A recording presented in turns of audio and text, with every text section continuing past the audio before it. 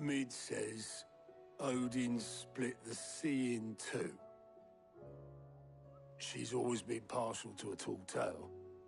But there's tall, and then there's tall. I struggle to believe it myself. I see your uncle isn't with you. He stayed with the Enterprise.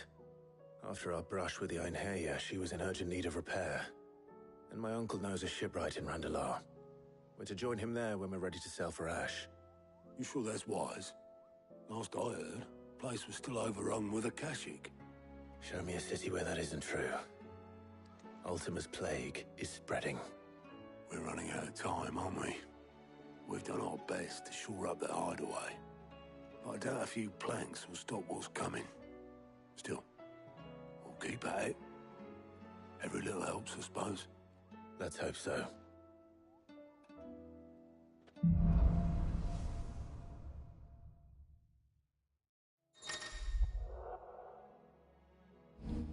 I should visit Joshua.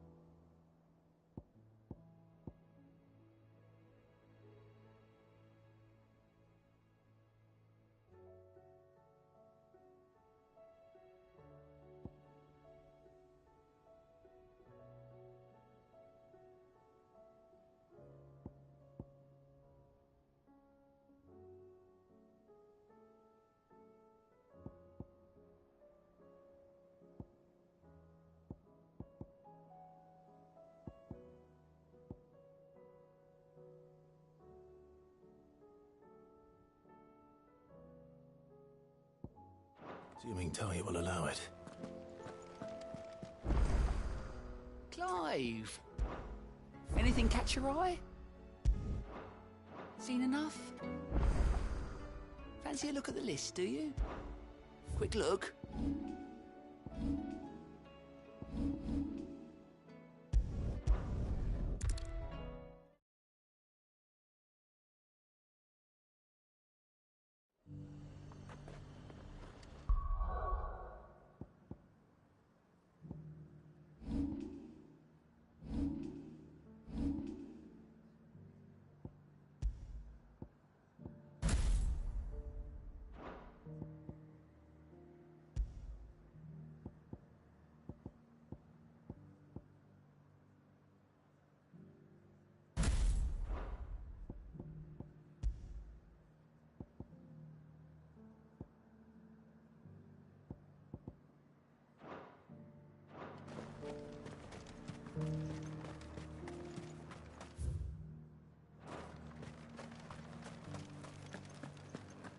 There were ghosts at the gates, not days.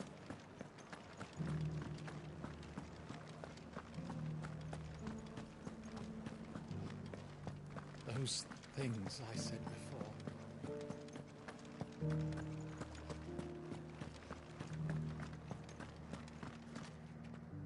Oh, Clive. What am I to do? My wards and I may soon be without a home. What's happened? The High Cardinal has descended from his lofty throne and taken up residence here in Northreach. The High Cardinal? Leader of the Council of Elders, second only to his Radiance at the head of the Imperial government. Not that any of those things still exist. Now he goes by his noble title, the Duke of Oriflamme. And what does he want with Northreach? He wants to transform it into a military stronghold. A foundation upon which to build a new Sambrek. He's already secured the support of the various army remnants, with promises that they shall be afforded the respect they deserve in his empire. one built on the confiscated property of the people. He would rob the populace to pay for it. Believe me, I have used every means of persuasion to discourage him from this folly. But for whatever reason, he will not listen to me. What does Captain Philippe make of this? When the town was under attack, it was him the soldiers rallied around. Couldn't he use that influence again? How? By speaking out against one of the most powerful men in Sambrec. A man whose stated aim is to revive the empire Philippe's comrades swore to serve, and to improve the soldiers' lot within it. The captain can offer them a regular supply of gruel, and an occasional trip to the Vale to help them forget the terrors they face each day. The Duke offers them a vision of strength and safety. No. Any attempt to incite mutiny would cost Philippe the support of his men, if it did not cost him his life. But given the mood around town, mutiny may yet be unavoidable. The people have little appetite for further deprivation, least of all when it serves only to elevate others. Who could blame them? Clive, would you appeal to the Duke on my behalf? For your services to Northreach, you have the respect of the soldiers, and they will take you to His Eminence if you ask them. And unlike Philippe, no bonds of loyalty prevent you from speaking your mind to the man. Well, will you try? You could hardly fare any worse than I did. I'll see what I can do. Thank you, Clive. Tell me then, where will I find this Duke of Oriflamme? In the garrison? Overseeing the troops, yes. All right. Wish me luck.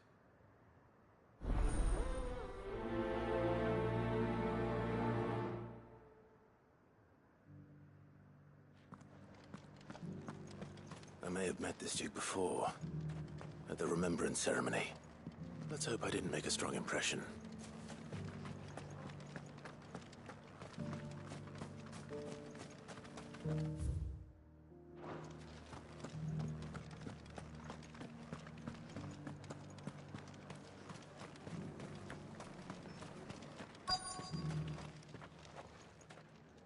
Halt! Oh, sorry about that. You're the dame's man, aren't you? You got some business with the captain?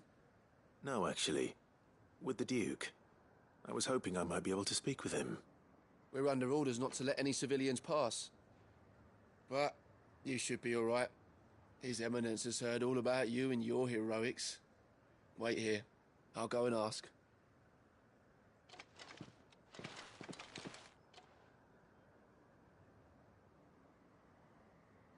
So, you are the sellsword who lent his aid to the garrison.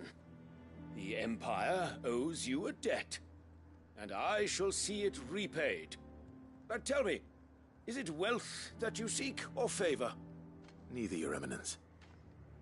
I thought only to inquire about your plan to turn Northreach into a stronghold. Ah, I see. You are worried the expanded garrison will render your services redundant. Yet you needn't be. A proud fighting man like yourself shall always have a place here. Pride of place, in fact. For too long has the contribution of the noble soldier been under-reckoned. But no more.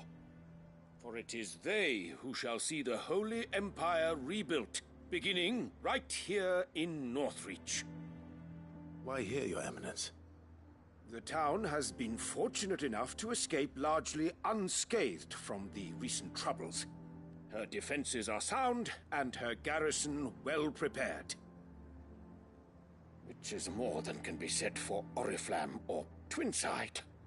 The Empire wants for a capital, and I believe Northreach to be the perfect place. With Caer Norvent as her citadel. Once we have seen to the refortification of both the town and the castle, we need only build a wall around both to create a city that would be the envy of the twins.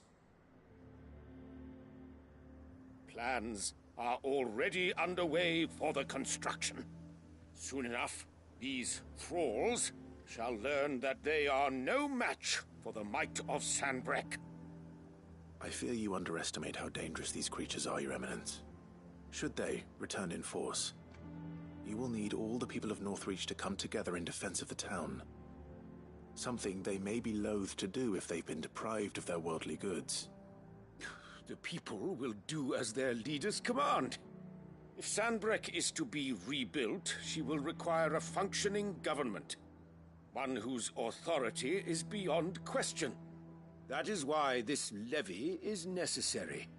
So that any man who wishes to join the army might do so and be fed, outfitted, and paid as befits a defender of the Empire.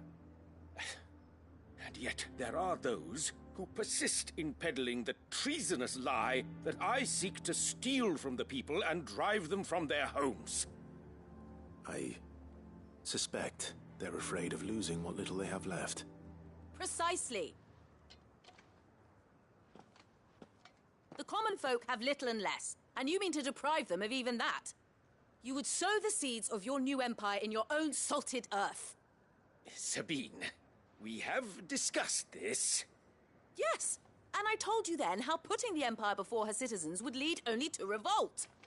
Without an empire, there are no citizens. And in yours, there will be only beggars. Is that what Griga wills for her people? Do not take her name in vain, Sabine. I'll come back later. A citizens' revolt. I wonder what the people really think of the Duke's plan. It wouldn't hurt to ask them, I suppose. Let's begin with those on the other side of the wall. As long as you remain, the veil will see to your needs.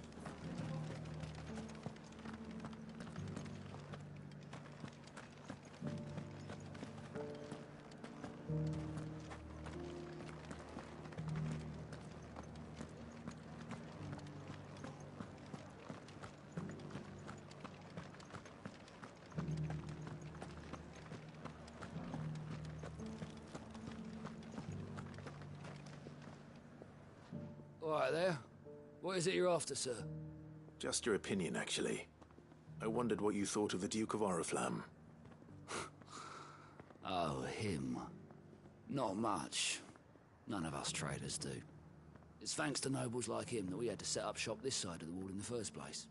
Couldn't have the rabble getting any closer to the holy capital, could they? And now he's trying to drive us out completely, threatening to take everything we got from us if we don't clear off. If the dame said she wanted him run out of town, I'd be straight through that checkpoint, tar bucket in hand.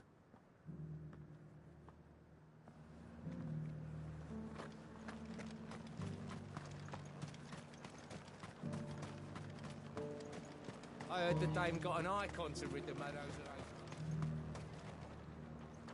A question, if you don't mind.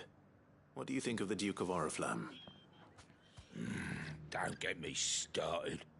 You build a life for yourself somewhere, earning for some noble to turn up and tell you you've got to hand it all over to him.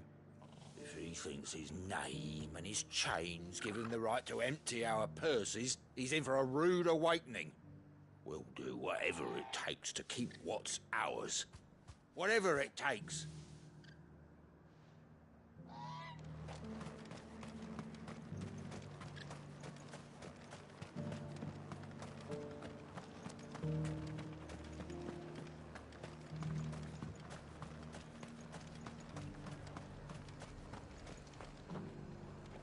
I've been hearing a lot of talk about a certain Duke. Nothing good, I'll wager. Going around acting like he owns the place. And with hardly a word to the dame. This is her town, not his. I take it you'd rather she was in charge. As far as I'm concerned, she still is. Just need his eminence to sod off back to Oriflamme.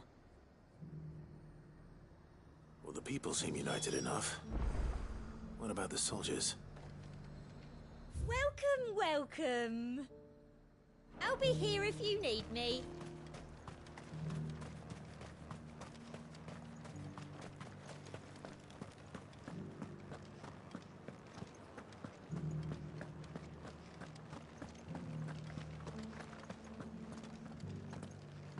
needn't fret. The creatures have been dealt with.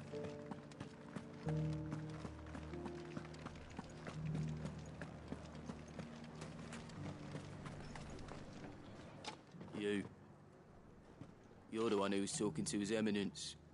On the Dame's behalf, yes. I was trying to persuade him not to take the people's goodwill for granted, but it seems my words fell on deaf ears.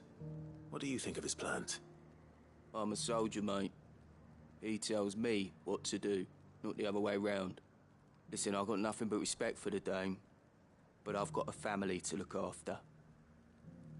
That's where my loyalties lie, not with the town or the Empire, but with my wife and children. If the Duke can get us the men and the equipment we need to fight off those blue-skinned bastards, I don't care how he does it.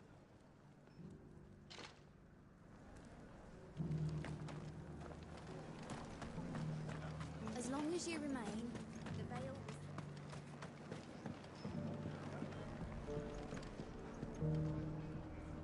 I hear the Duke of Oriflamme plans to turn this town into some sort of fortress. Do you think that's a good idea? It's not for me to say. All I know is that unless the Emperor orders me otherwise, His Eminence's word is law.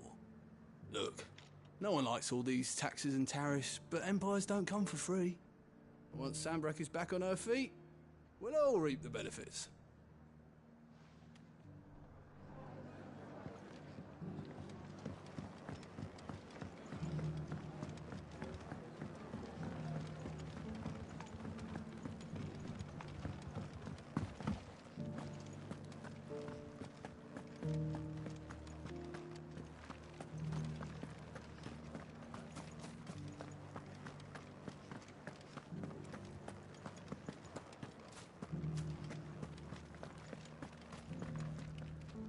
Excuse me, do you have a moment? I wondered if you'd mind sharing your thoughts on the Duke of Oriflamme. Well, he's made a lot of enemies coming in the way he did. But I mean, look around us. You can see the state the realm's in. The traders might not like having the screws put on them, but if they volunteered a few more of their hard-earned gil before things got bad, maybe they wouldn't have to. I think the Duke's got a point when he says rebuilding the Empire's the best way of making sure we're all protected.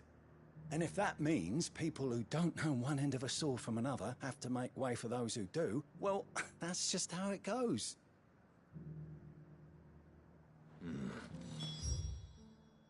Let's see what Philippe makes of all this.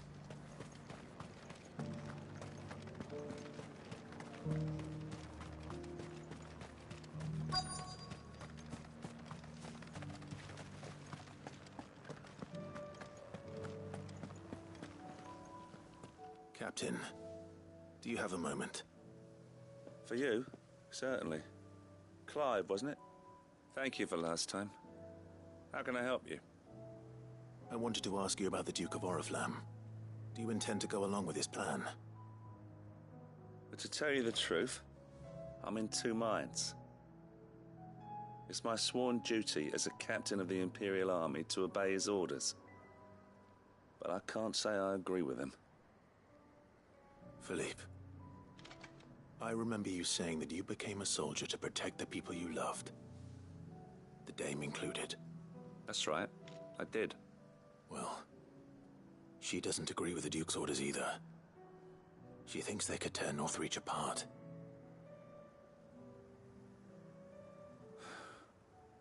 And she's probably right.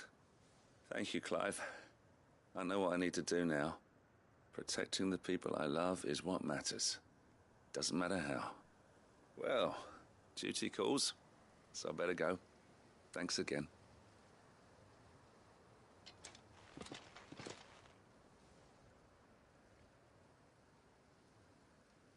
It seems Philippe wants to do the right thing at least. I expect Isabel will be pleased to hear that, if nothing else.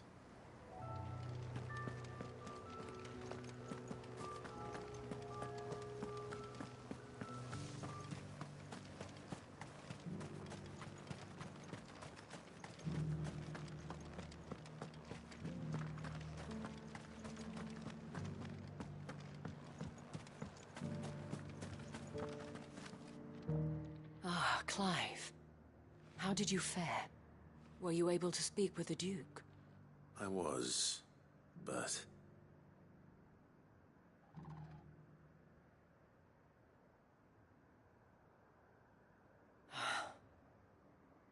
So Northreach is to be a fortress after all. Well, it will certainly help to hold back the thralls. There's no denying that. Though I doubt it will come as much consolation to the townspeople whose worldly goods are confiscated to pay for it. They deserve to be heard, Clive. To have a say in this new empire the Duke means to build. Sadly, His Eminence values their obedience more than their opinions, and hopes to reassert the authority of the state. I fear he sees the people as mere pawns on his chessboard to be sacrificed for the greater good. Needless to say, they themselves are of a different opinion, and would rather their destinies were in your hands. The soldiers, meanwhile, are content to follow their orders. And not just because of the Duke's rank, but because of his vision. I thought as much. Had I sworn to protect Sambrack, I dare say I too would want nothing more than to see it rise from the ashes. Thank you for trying. But the battle is lost. I don't know about that. What happened to your uniform? I handed it in, along with my resignation. Told the lads I wished them well, but that I owe it to those I love to call it a day. But why? Because I realize what really matters to me. Not following some nobleman's orders for the sake of it, but protecting what I care about. Protecting Northreach. I honestly don't know when those monsters will return, but I'm certain they're not finished with us yet. And when they do come back, we need to be ready for them. We need to stand together, all of us. And with you to lead us, milady, I reckon we can do it. It was you who finally convinced me, Clive. There's no point following orders if they go against everything you believe. Indeed. All of us, standing together. That has always been Northreach's best hope, and one which still lies within our grasp. We have only to turn our attentions to the true enemy. Thank you, Philippe, for showing me what I must do. Anything for you, milady. Speaking of standing together, would you mind if I borrowed a few of the lads from the Vale to help keep watch around the town? I fear His Eminence has loftier tasks in mind for the guard. Not at all. Be my guest. Wouldn't be the first time.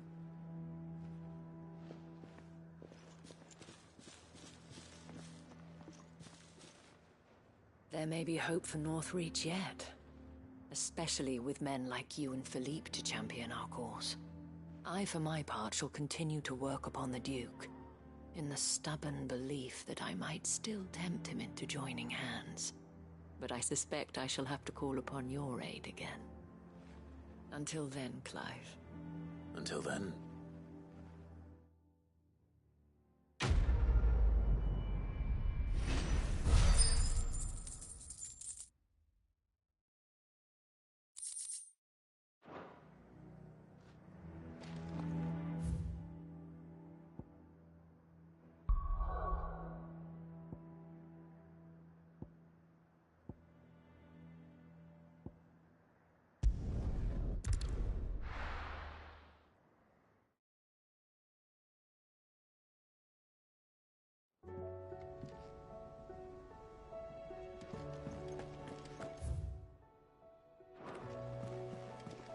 Covered in nicks and lumps, the lot of them.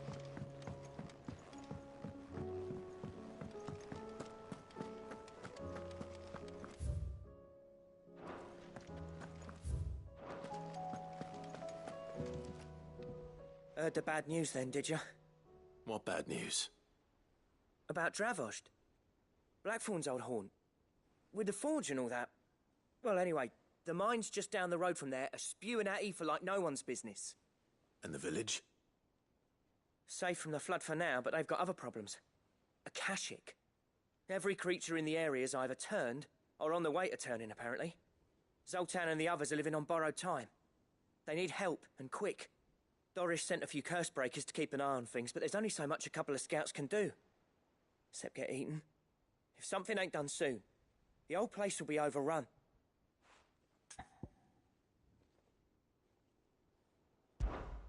won't let that happen. Didn't think you would. Does Blackthorn know? I thought it might be better if he didn't. He'd only do something stupid. You reckon we should tell him? No. It's better this way. Yeah, well... I can't stand about knowing what's happening out there, so I'm off. I'll see you in Dravost.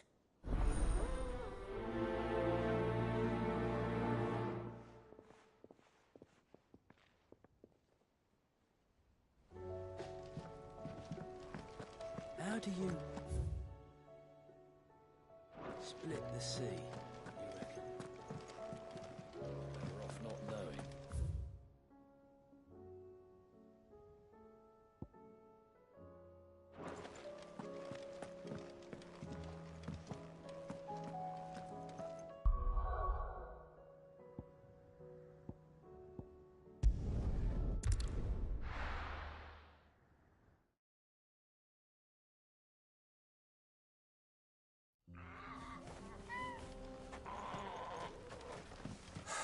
So Dravost is still standing. For now, at least.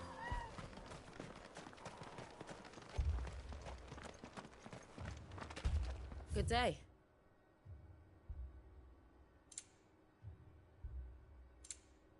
Go safely now.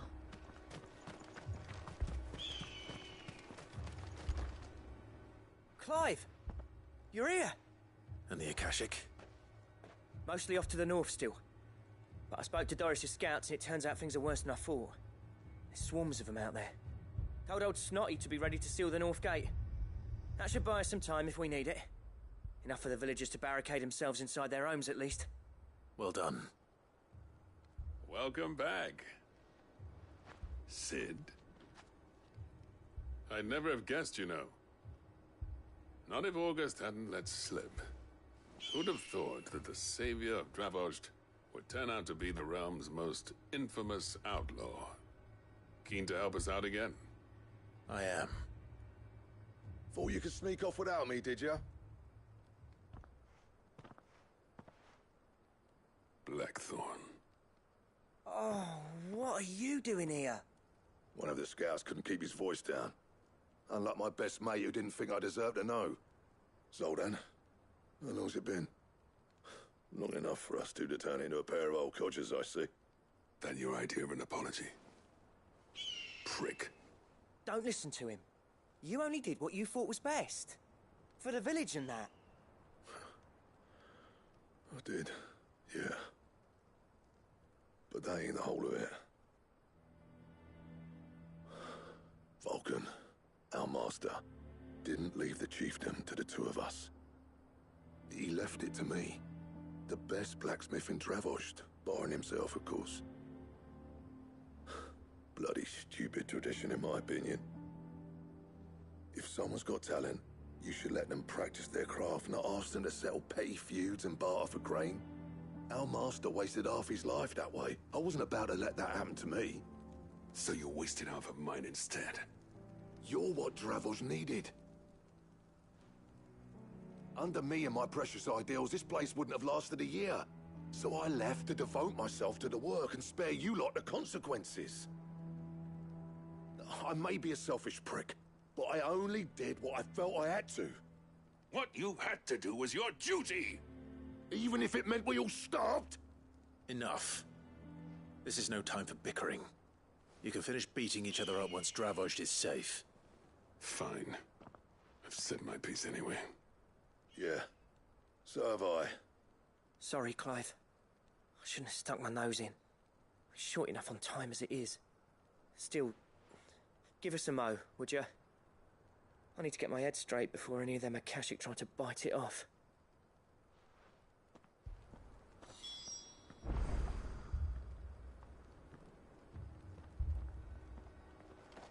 You, ready for the off, then? We can't afford to waste any more time. Right you are. Might be worth having one last word with the scouts, though. Don't want any nasty surprises, do we? Oh, and Blackthorn, you and Zoltan might be better off staying inside the... Akashic on the move. How close are they? Within sight of the walls, and there are more coming up from the mines. What was I saying about nasty surprises? They'll wash right over us if we stay out in the open. We're pulling back behind the gates. Good idea. Get yourselves inside, but keep your weapons handy. Understood.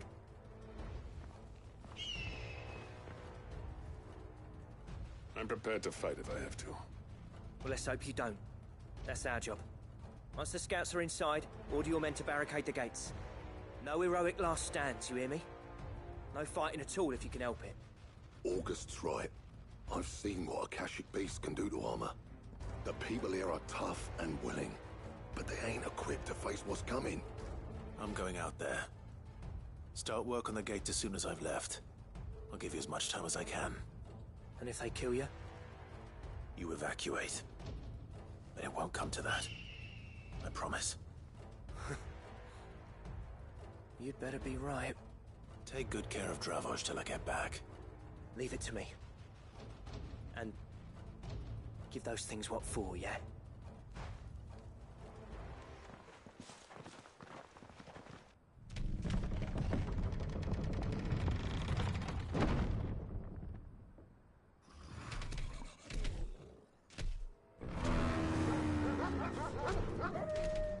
All right.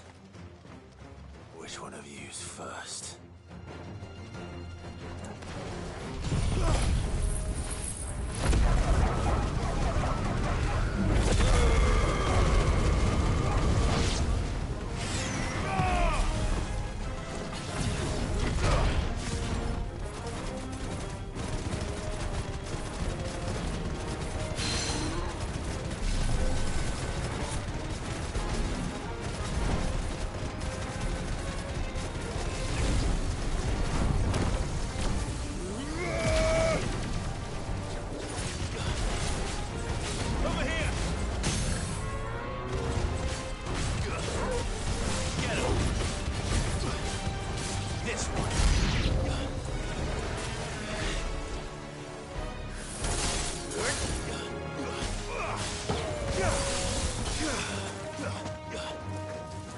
This one.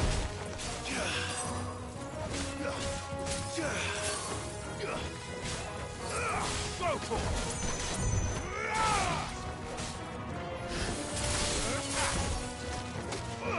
Go to all yours, Torgal.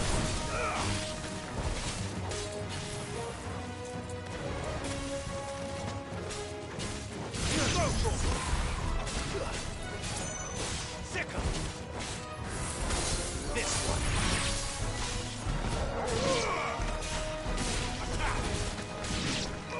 Over here.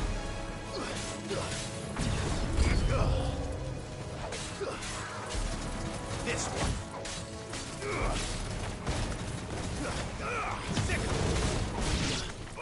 Go for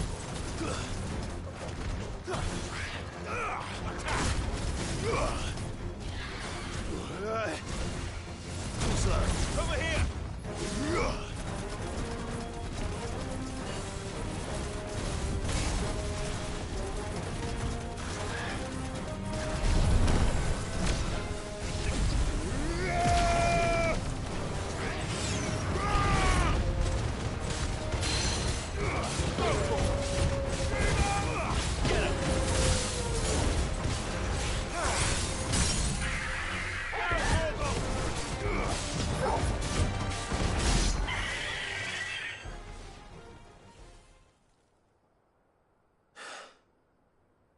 Is that it? Apparently not.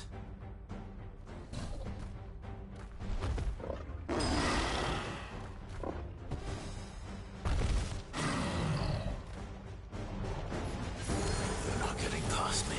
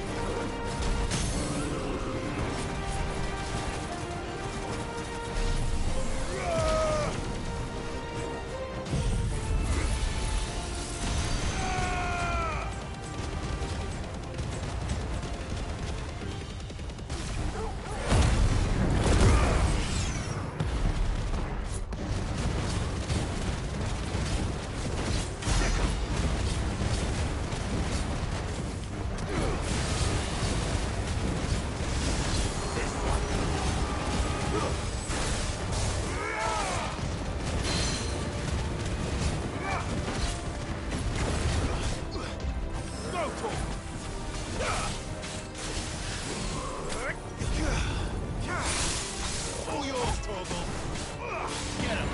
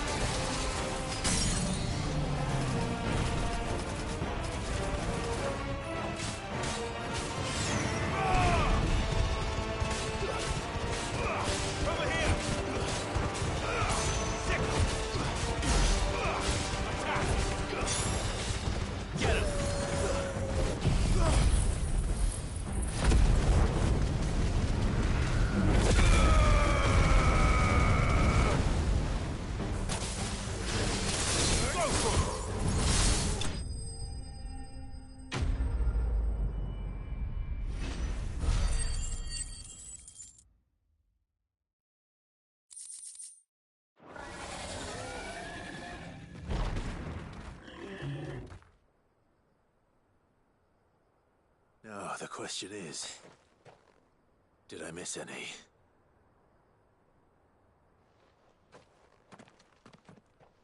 Man alive! You're still in one piece! I slew as many as I could. As many as I could, he says. The old bleeding lot, more like it. Well, almost. Only almost. Yeah, one or two did try to sneak over the wall. But we got the bastards, don't you worry. Good. Though you do know, more will come in time. In time, yeah. But we can think about them later. Let's get you back inside.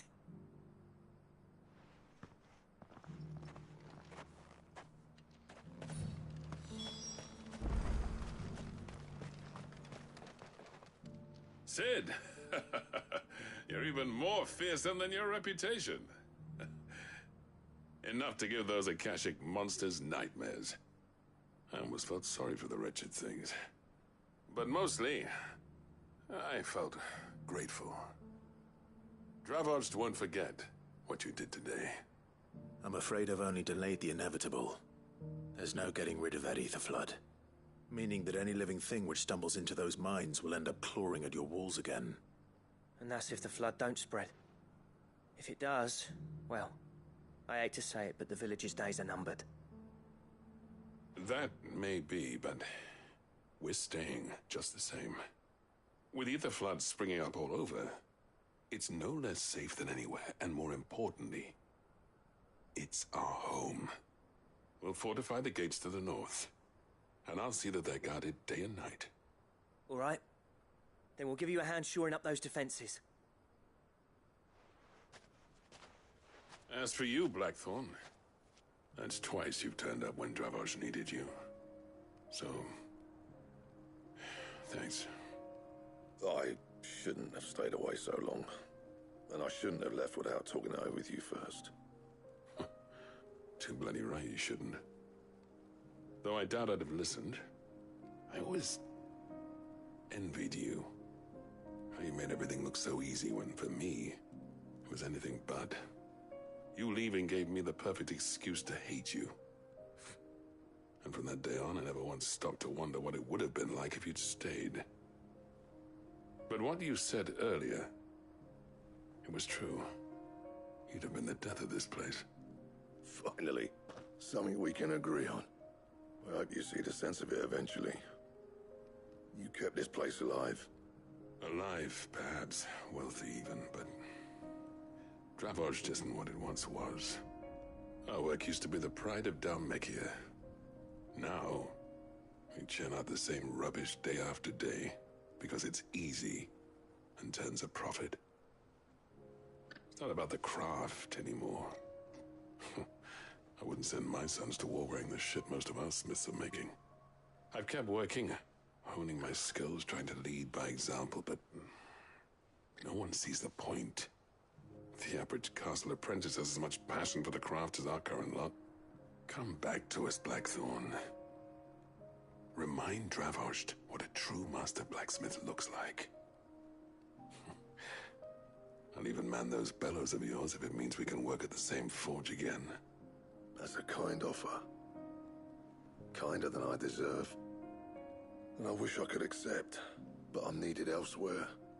There's people who trust their lives to my steel, and I daren't let them down. Fair enough. But that doesn't mean I couldn't visit from time to time. Let's see if we can't rekindle this town's passion for the craft, shall we? I'd like that. Just be sure to tell Snotty to let me in the next time I come calling, yeah? Knowing him, he'd let you in anyway. Blackthorn. The Master Smith turned outlaw, back in my good graces. I never thought I'd see the day.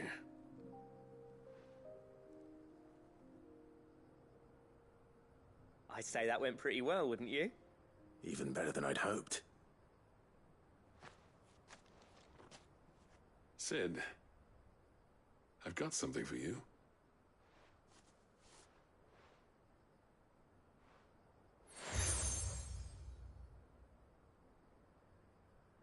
And this is? A token of our lasting gratitude. But I'm of a mind to make you a far grander gift. Designs for a certain sword have been passed down from chief to chief for generations. Now hold on, Zoltan. There's a reason no one's made that blade in centuries. There's not been a craftsman equal to the task. I'll admit your cinders make impressive steel, and I've learned to own an edge Odin will be proud of. But the engravings on that thing are enough to make a jeweler cry. And they're not just for show, either. Have you forgotten what brought you back to Dravozd in the first place? A certain ring? I knew I'd never surpass you with the hammer and tongs. So I turned my hand to a different kind of metalwork. Between the two of us, I'd say we're the equal of any master craftsman ever to have graced a forge.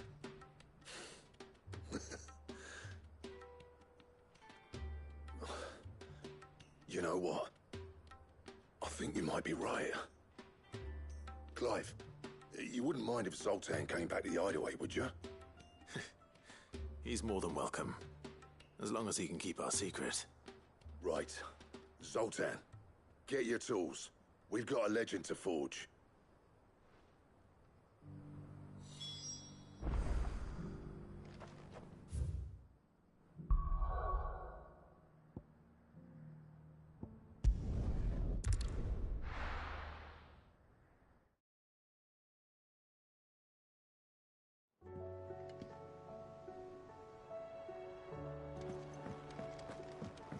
Come back.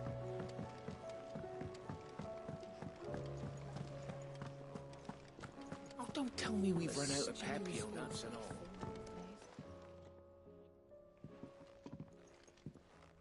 Ah, the man himself. We were just about to make a start on that sword I promised you. It's funny, but none of this would have been possible without your help.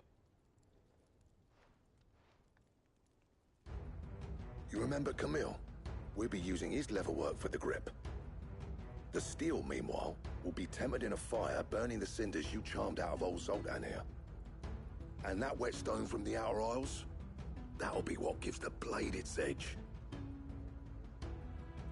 And the final flourish will be my talented colleagues' engraving.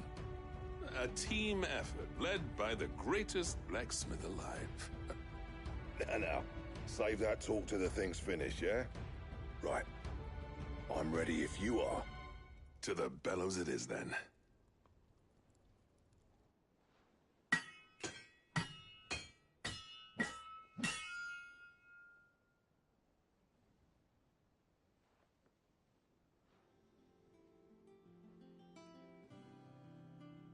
Well, bugger me. We actually did it.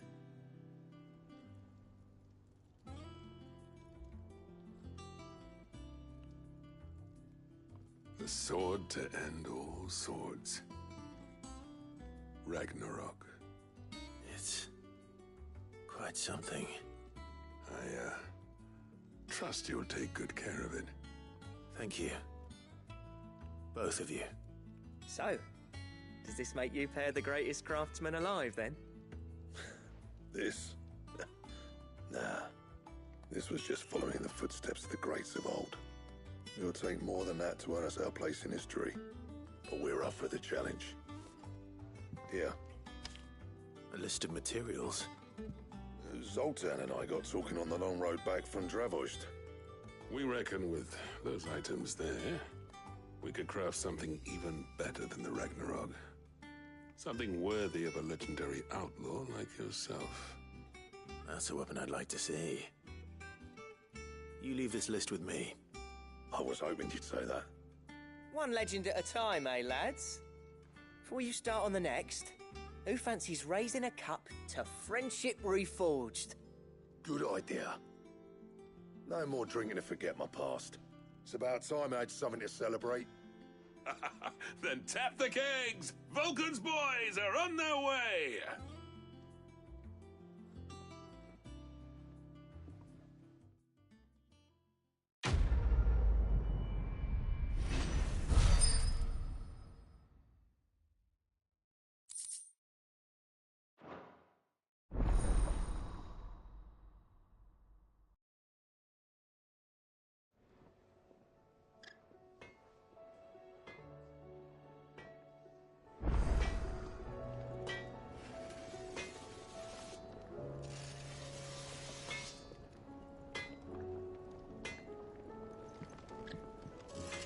Trouble with your gear, or...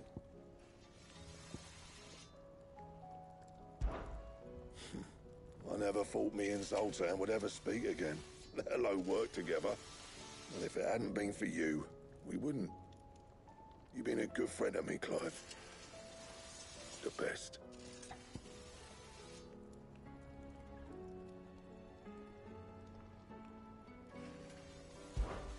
What do you want?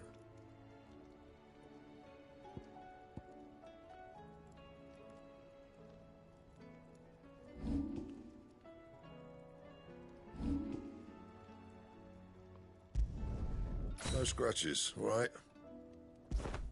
Anything else?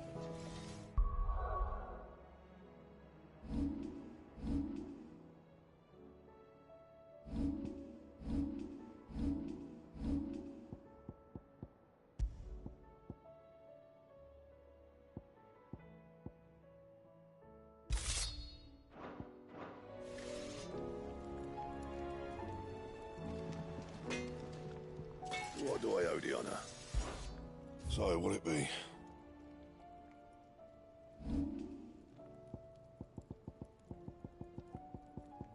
And? Oh, don't tell me we've run out of papio nuts and all.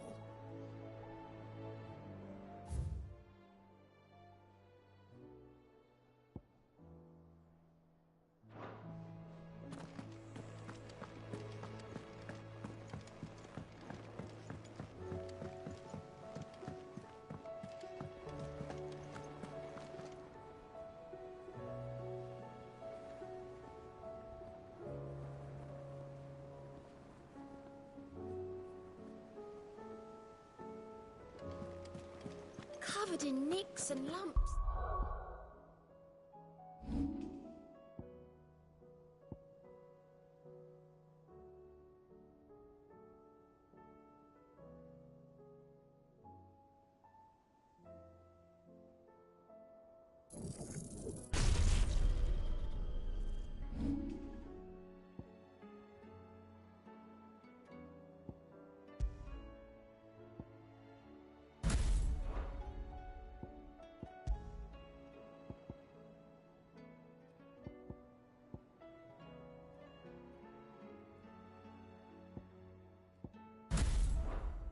A lot of them.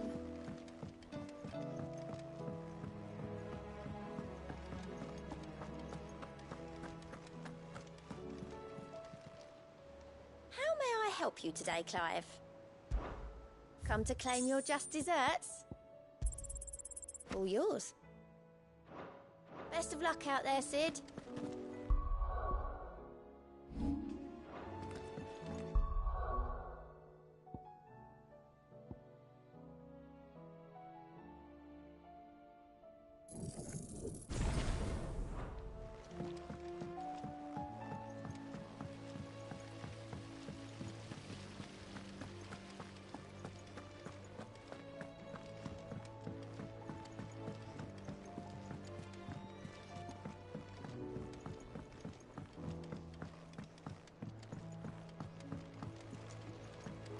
How was she? With convert in the hands of Akashic. Ah, Sid. Just the man I was hoping to see. Did you have a mo? Don't tell me. You need more bomb ash. Oh no, we still got plenty of that left. I'm working on bringing another one of the Chief's designs to life. This time, it's a new smelter. It's got a reverberatory hood over the top for additional thermo amplification and a system of reciprocal recirculatory regenerators that let's just say it gets very blimmin' hot. A heck of a lot hotter than anything Blackthorn's got in his forge, that's for certain. Only mithril engines get hotter, and you can't chuck ore in one of them and get metal out the other end. Trouble is, we won't be able to make out of any old rubbish neither. We need the good stuff. And I hear you once helped Helena get her hands on exactly that. Any chance you could help me too? If it's for the good of the hideaway, I'd be happy to. Oh, it is. I promise you. So, what exactly is this good stuff you need me to find? We've got a couple of examples here. Spherical echoes, we call them. More fallen materials. So this smelter is similar to the mithril engine in more ways than one. That's right. They're a bit like the thermal helms. Fallen ceramics deal with heat like nothing else, see? And what's more, they're directional, transferring heat from the inside to the outside. But these things, they're all outside. If we line the hood with them, they'll reflect the heat right back into the furnace. We've collected as many as we can, and I know where we can get the rest. Trouble is, they're all watched over by their bigger, uglier cousins. So you want me to visit some ruins, destroy some echoes, and bring back the spheres they're guarding? That's it in a nutshell, yeah. We're only 3 short, mind. And we know exactly where they are. There's one up Amber Way, in that ruin that they call Lost Plume, and another in the Silent South, over in Dalmekia. Last one is in the ruins of Advent, which is in the Empire. All right then. Wish me luck. Will do. I'll be keeping all my fingers and toes crossed.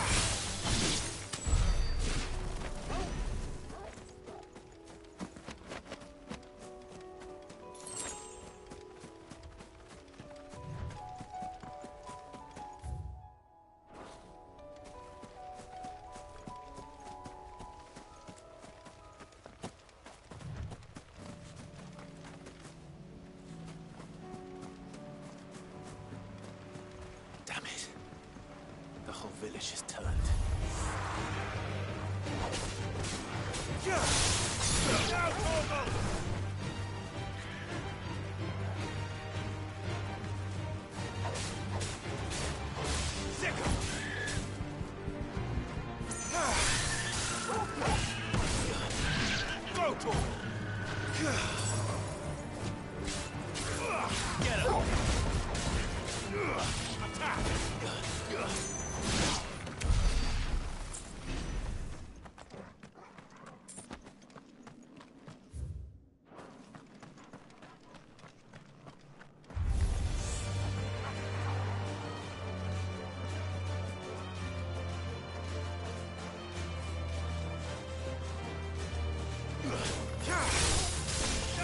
Over here!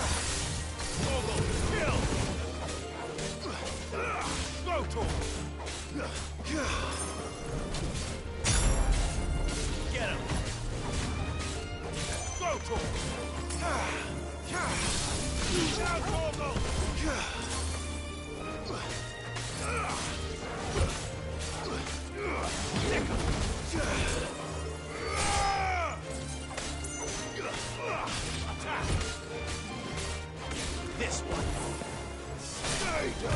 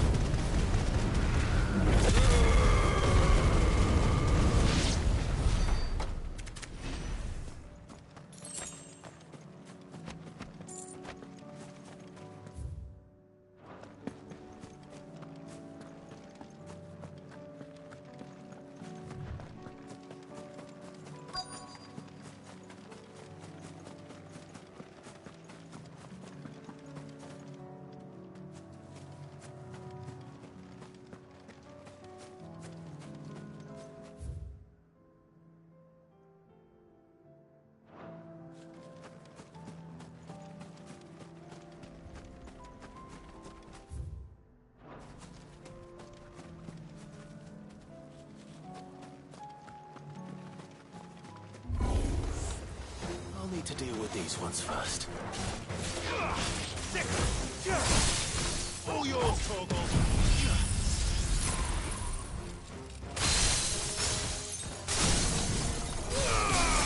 Now, Torgal.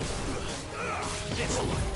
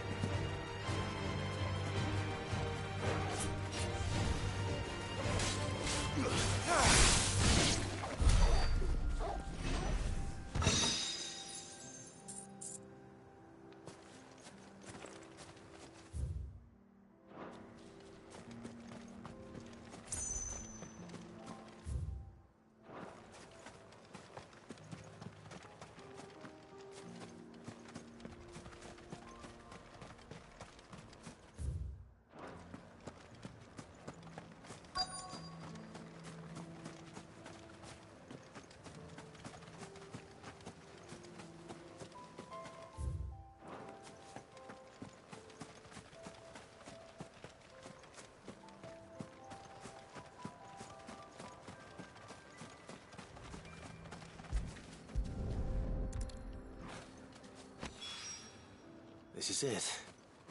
Right then. Just two more to find.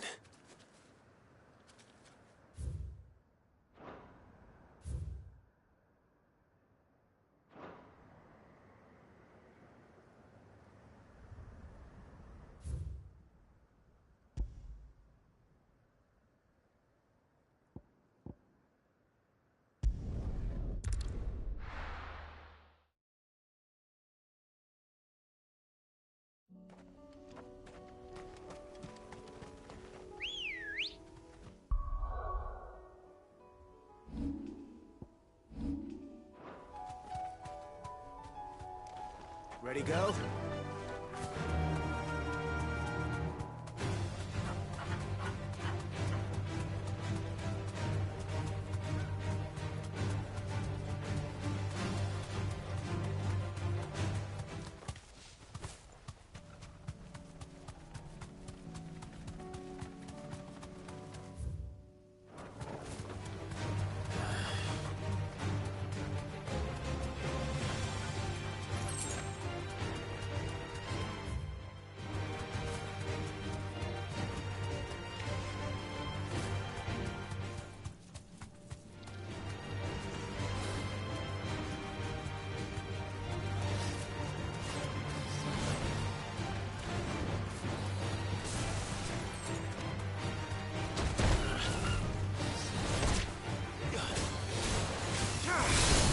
All yours, Torgal.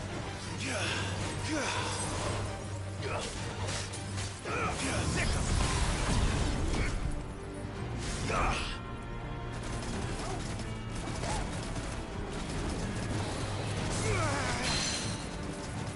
Torgal.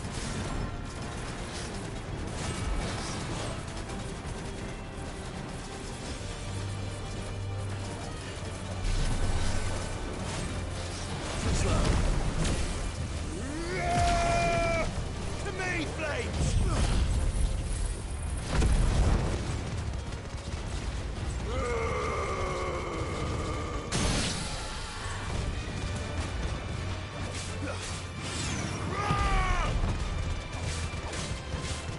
This way.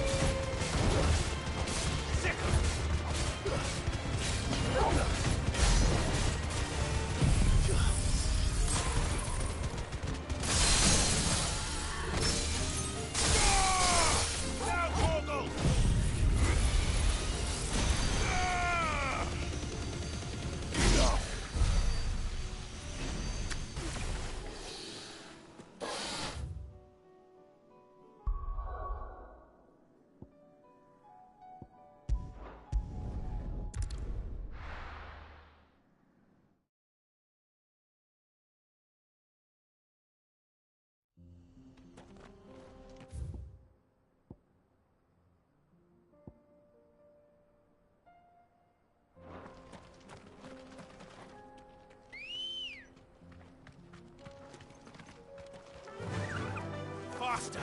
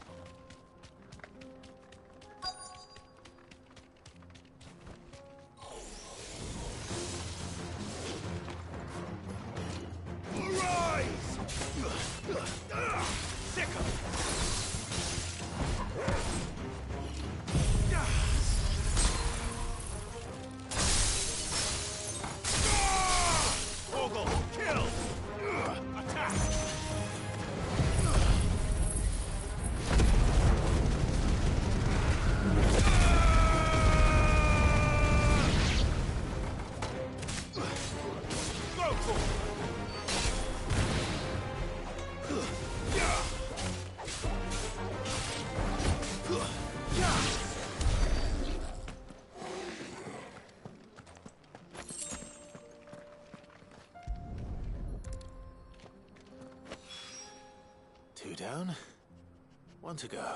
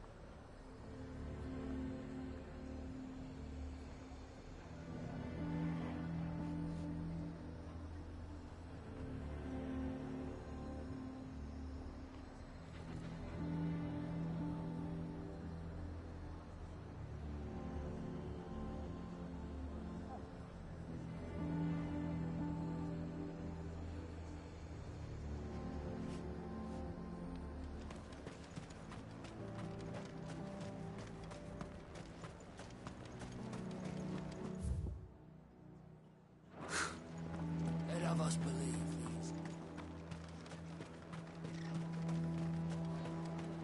I heard the dame got an icon to rid the man out.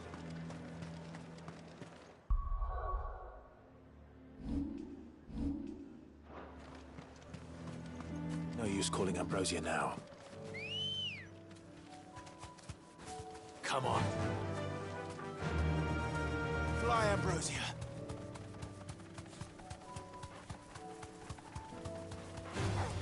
All right.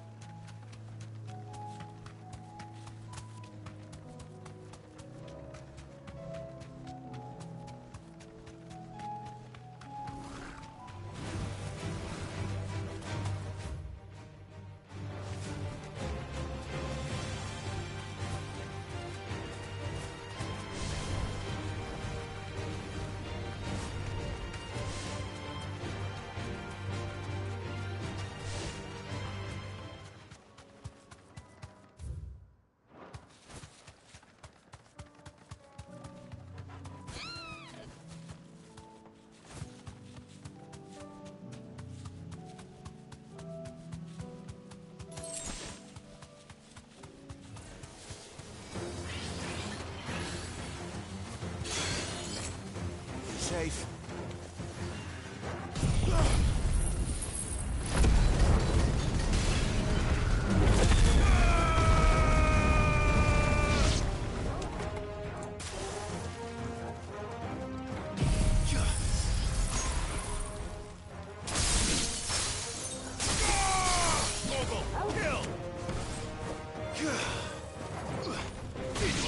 Get him!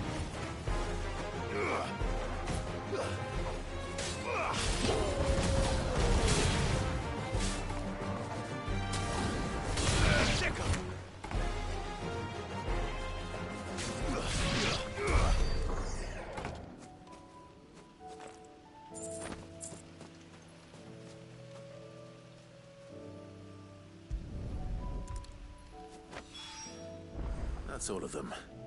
Owain can uncross his toes.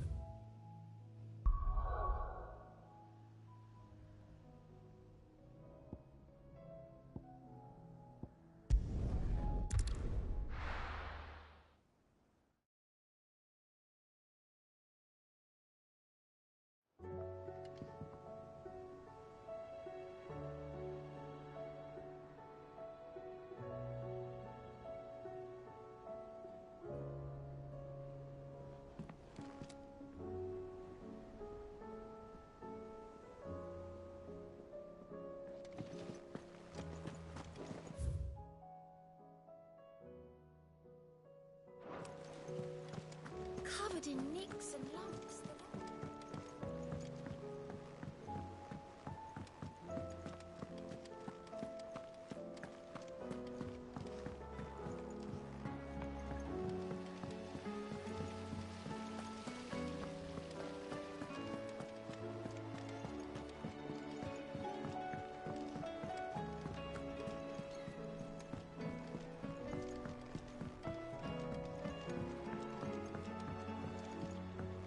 How was she? The Enterprise, I mean. Ah, Sid. Wasn't expecting you back so soon. So, is it good news or bad? Good, thankfully. Here. That's brilliant! Thanks a blimmin' million! I'll fit 'em to the smelter right away!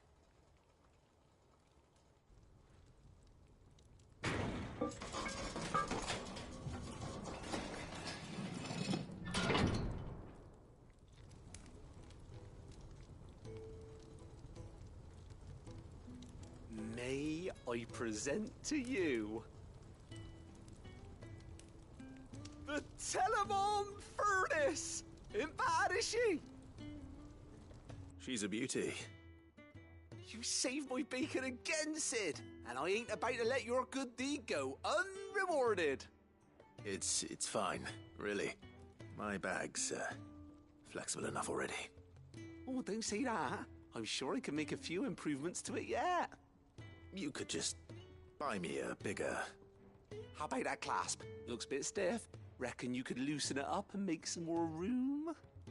And I reckon I know how. With a new alloy we've been working on. The Telemon Furnace was just what we needed to perfect it. It's a metal, see?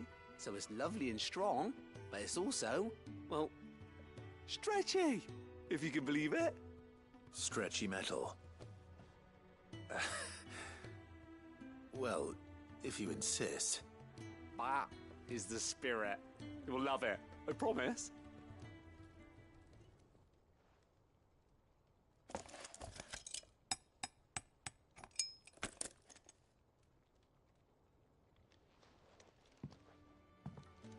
So, what do you reckon? It's actually quite ingenious. Thank you, Owain. Shh, don't mention it. You earned it. And I wanted to get some practice in using that metal anyway. Reckon we'll have all kinds of uses for it around the hideaway. Can't think of any right now, but that's our job, innit? Dreaming up new ways to make life easier around here. Maybe even out there, too.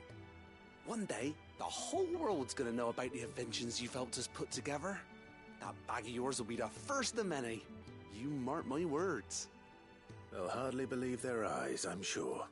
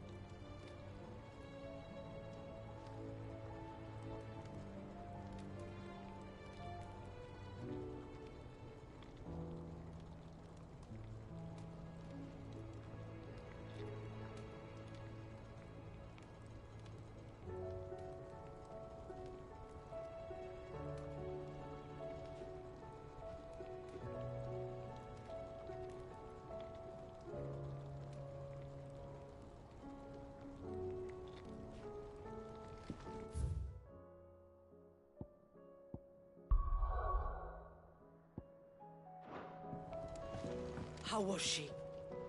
The Enterprise, I mean.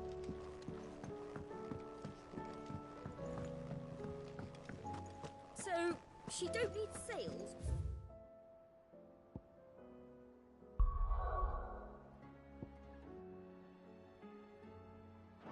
Oars?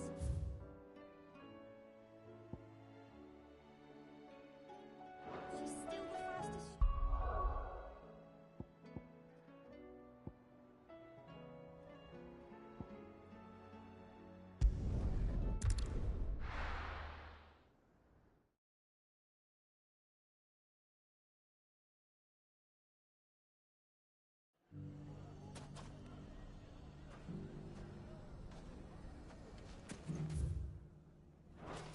Everything's back the way it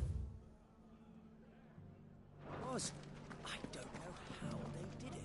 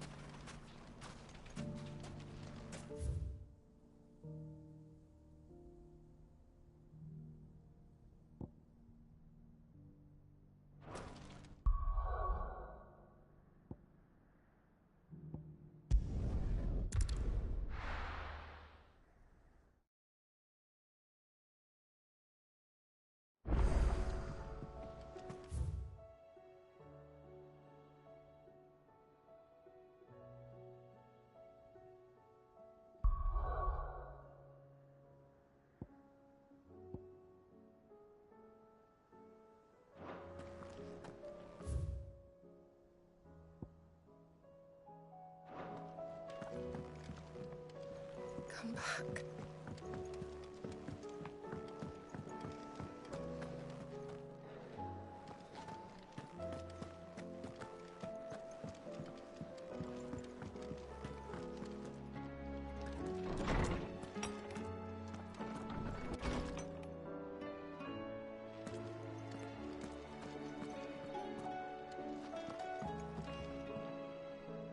We all know that bearers have a resilience to the ill effects of ether. But don't you find it strange that there are those who, despite being free of magic's burden, can seemingly pass through a flood without consequence? I asked our luresman how this could be, and he suggested that it might have something to do with bloodlines. Many of the realm's dominants are born to specific families, you see. The Rasfields, the Lesages. So there must be something in those families' blood that provides them with the potential to become vessels for icons. But what about the ones who don't awaken? Could it be that this same potential provides them with something of the same immunity? Your uncle's recent travels with you across the ether-ravaged countryside would certainly suggest so. And yet, what about Gav? Well, in smaller, more isolated populations, bloodlines are less diluted. Hence, Shiva's dominant sometimes awakening in the child of a common northerner. And our scouts not having turned 100 times over.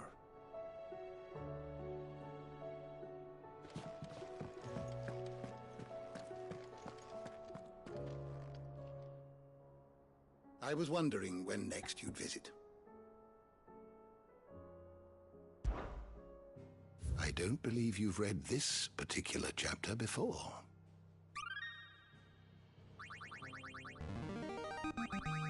There is a rather fascinating excerpt I've been meaning to show you.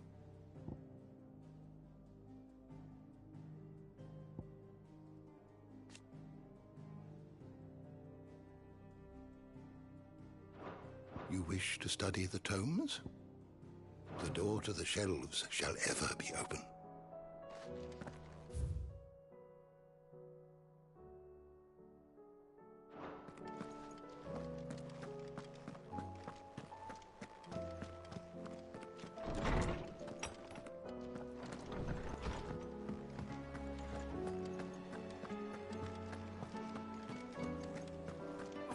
The stew's awfully thin these days.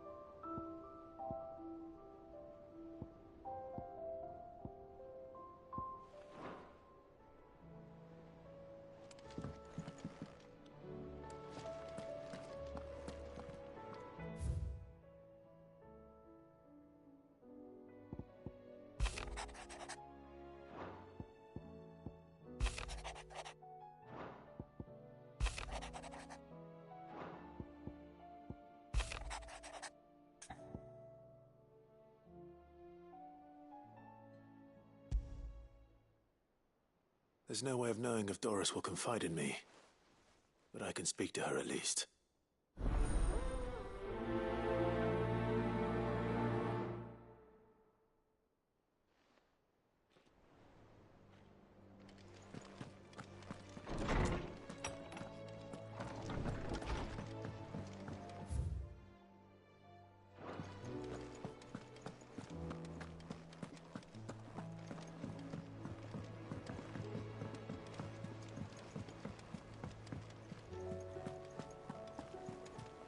Covered in nicks and lumps, the lot of them.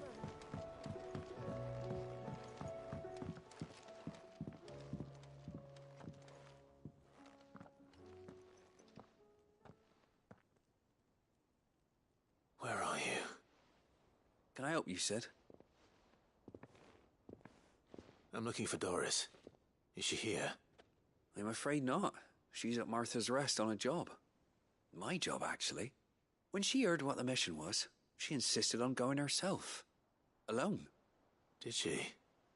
What was the mission? Following up on some new information. Once they'd settled in, the bearers you helped liberate in the Dragon's Eyrie were keen to talk about their imprisonment. And about their captor. The slaver Cole's team were tracking when they were attacked by the Beastmen. I'll go and find her. She's at Martha's Rest, you say? If she's not moved on already, yes. I hope everything's all right. Why would Doris insist on going alone?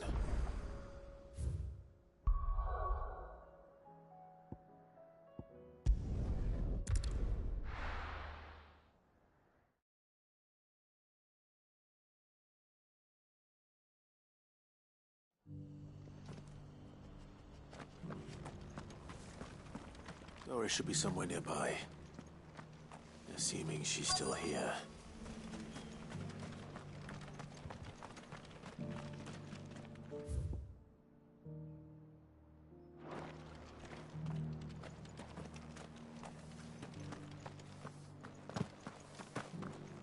The world seems to be changing so fast lately I can hardly keep up. But what I do know is that there's more bad news than good. You can tell that just by looking at people's faces. It doesn't still hurt, does it? Oh, 1,000 a cash. It's been a pleasure, Doris. Just like old times. I'll give your offer some thought, my lady. How goes the investigation? Sid, what brings you to Martha's Rest? You. I heard you were out here on your own, tracking our slaver. I trust you're being careful. Of course. And it had to be me. The bearers from the Dragon's Eyrie confirmed a long-held suspicion of mine that the slaver we've been tracking is an old acquaintance. She's no fool. If we'd come in force, she would have spotted us straight away, and then vanished without a trace. That was her just now, wasn't it? So, was it a fruitful reunion? I'd say so. She tried to recruit me. Seems her time in Rosaria is coming to an end. She's abducted bearers from across the region and is looking to smuggle them back into Sambrec. After her brush with those beastmen on the road to Northreach, she hired herself an Imperial escort, which she wants me to join. She's dangerous, Sid, but I think I can stop her. Then I'm going with you. I'll take care of the escort. You can see the bearers to safety. Where are they? The Baum Archers, soon to break camp. You go on ahead. I'll follow once I've sent word back to the hideaway.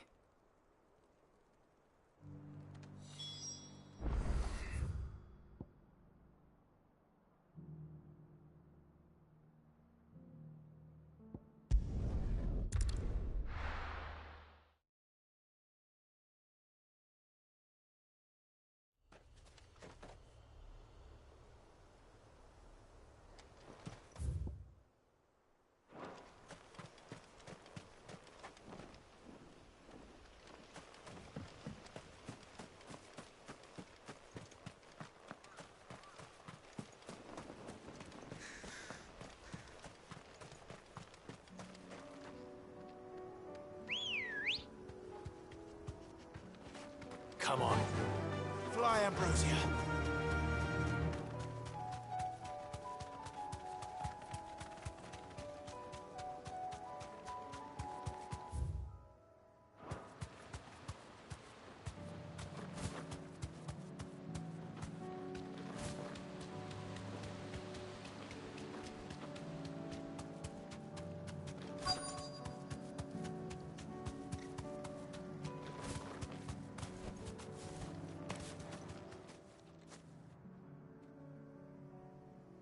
Good. They haven't broken camp yet. How did Doris come to know a slaver, I wonder?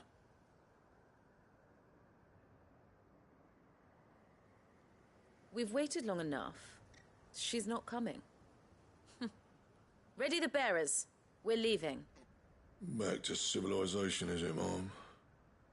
With all haste. Lest any of you lackwits start talking like these feckless bumpkins. I presume your men are ready. We've suffered too many delays as it is. Any more and I'll be docking your pay. Yes, Mom. Oh, but before you go, it appears we have company. Kill him. You're welcome to try.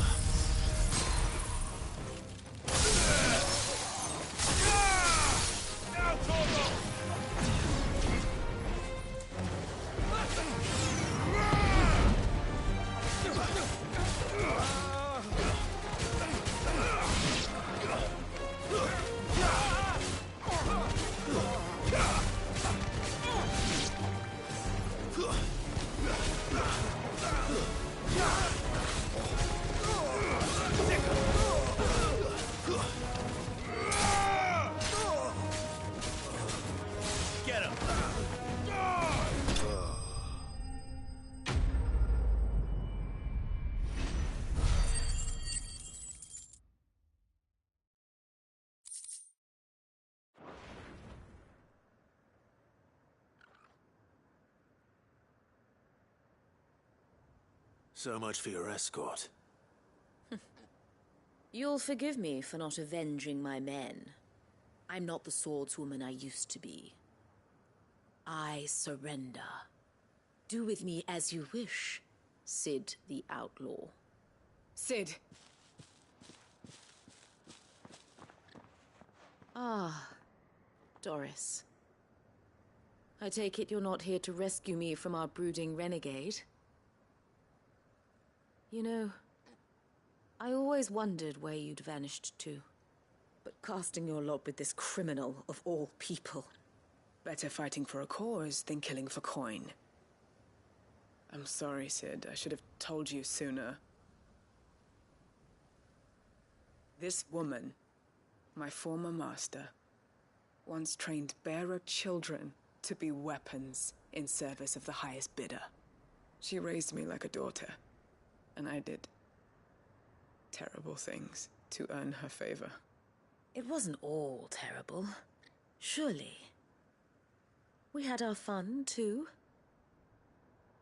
You were always so eager to learn, and had such clever hands. All my other children took either to the blade or to the books. Always either or. But you proved yourself a master of both. That's why I kept you for my own. How about it, my little dagger? Care to swear that blade to me again? I never swore my blade to you, nor will I ever. I fight for a higher cause, to liberate the bearers of this world. Farewell, Master. Thank you for making me the weapon I am. You always were a righteous child. Perhaps that's the reason I loved you so.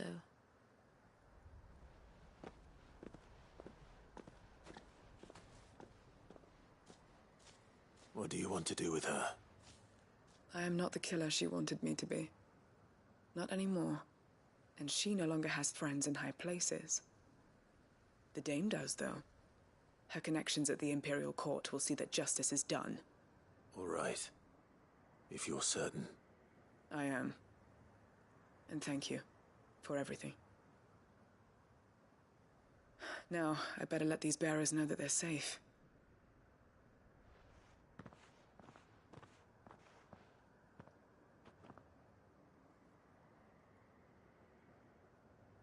And I should head back to the hideaway and put Cole's mind at ease.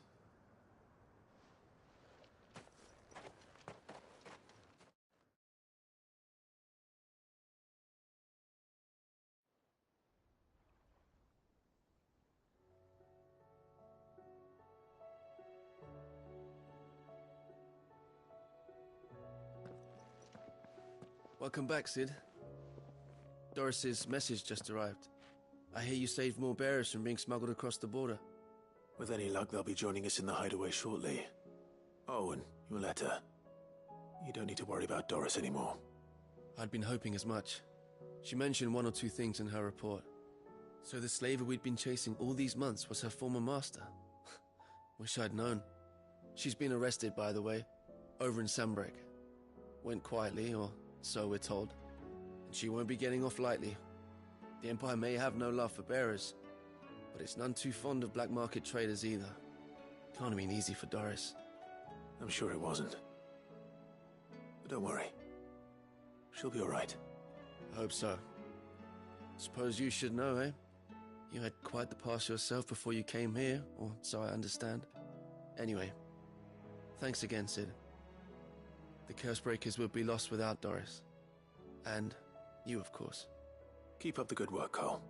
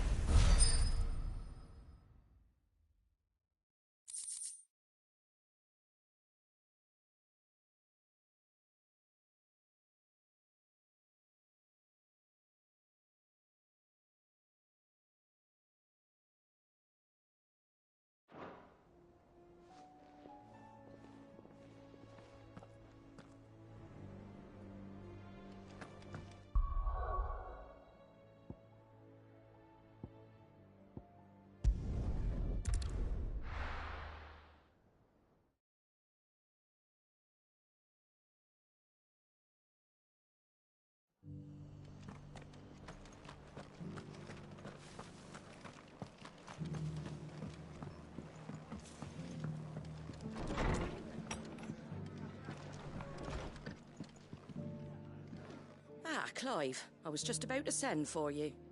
I'd like you to take something to Sir Wade up in Eastpool. Seeds for planting. Thought it was about time they started growing their own food.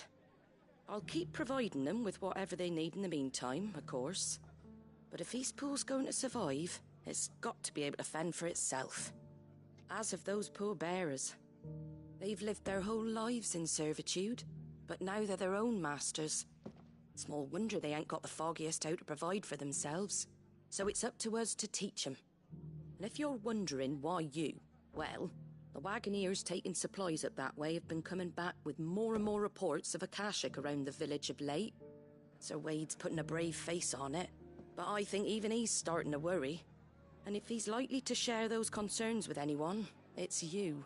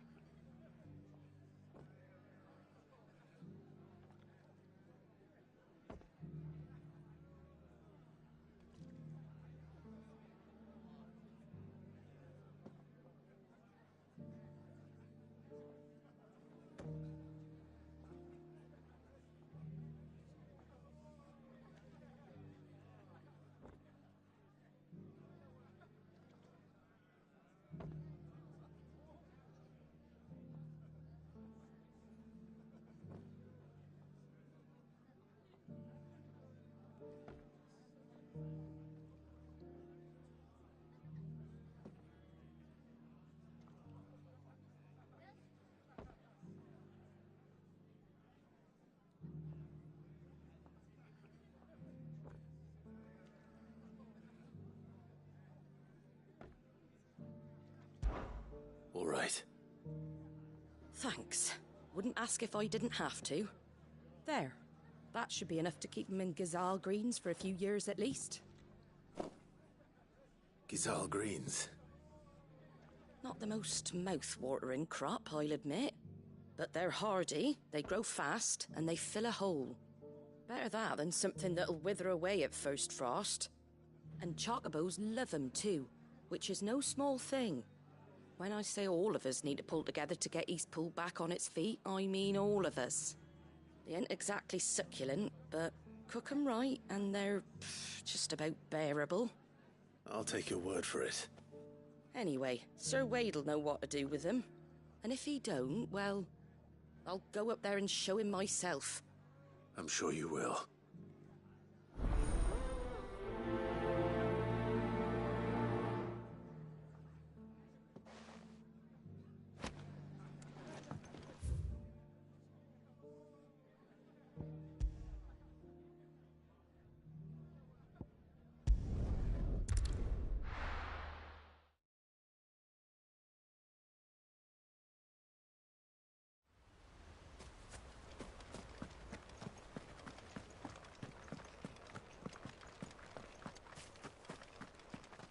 I heard the Guardian saying we're supposed to grow our own food. The tools Martha sends us are more than enough for me.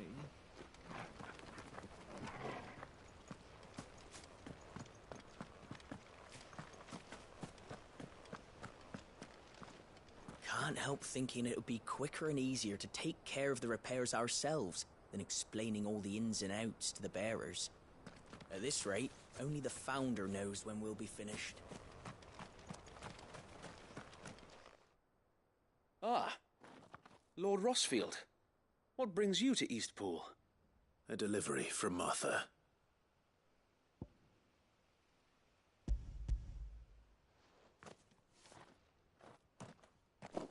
These are Gizal green seeds. Martha's keen to cut the apron strings then, is she? I jest, of course.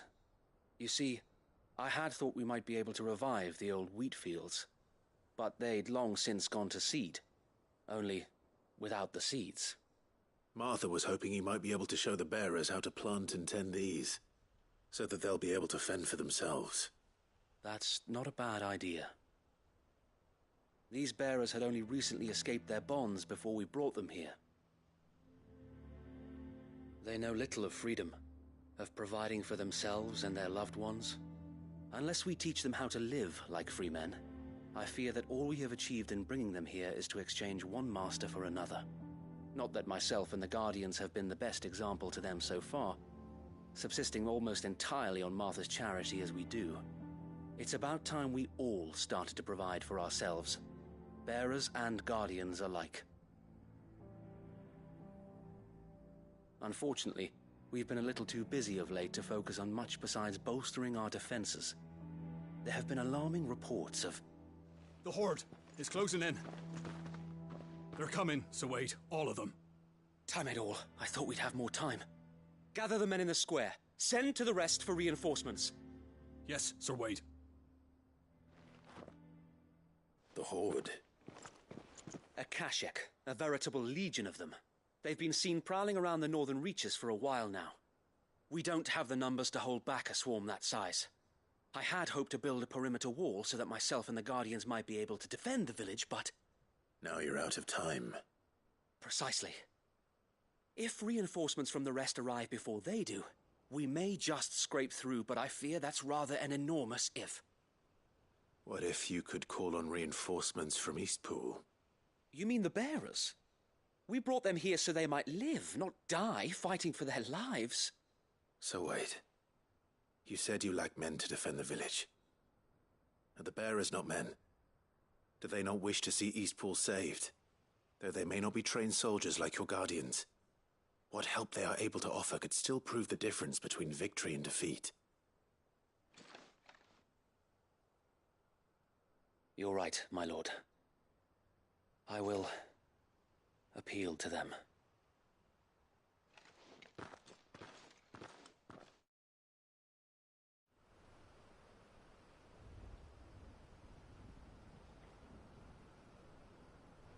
My friends, I humbly beg your aid.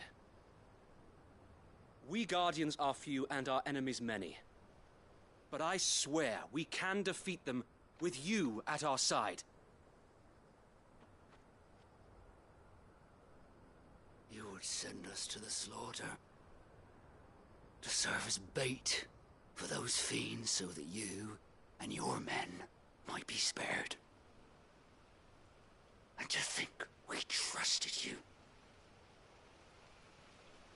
Say what you will. A home is not worth dying for. But it is worth fighting for.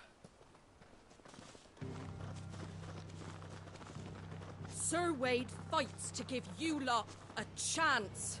Just like I do. Just like Sid does. We all wanted to give you a home where you could be free. And you got one, didn't you? This place, Eastpool. This is your village. Your home.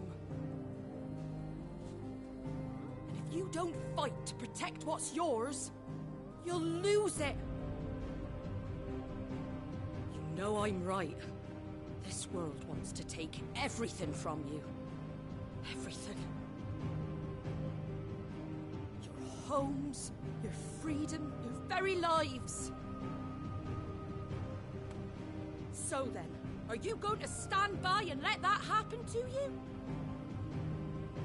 Are you going to accept fate like good little Bran did and die, having never stood up for yourselves? Or will you fight like free men and women?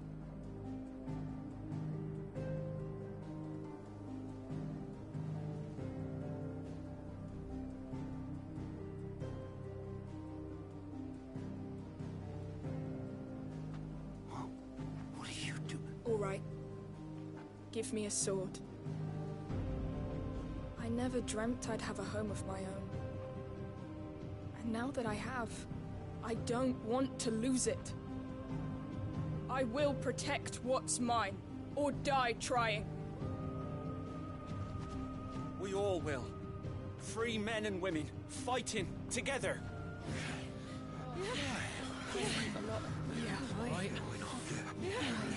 For Eastpool! For Eastpool!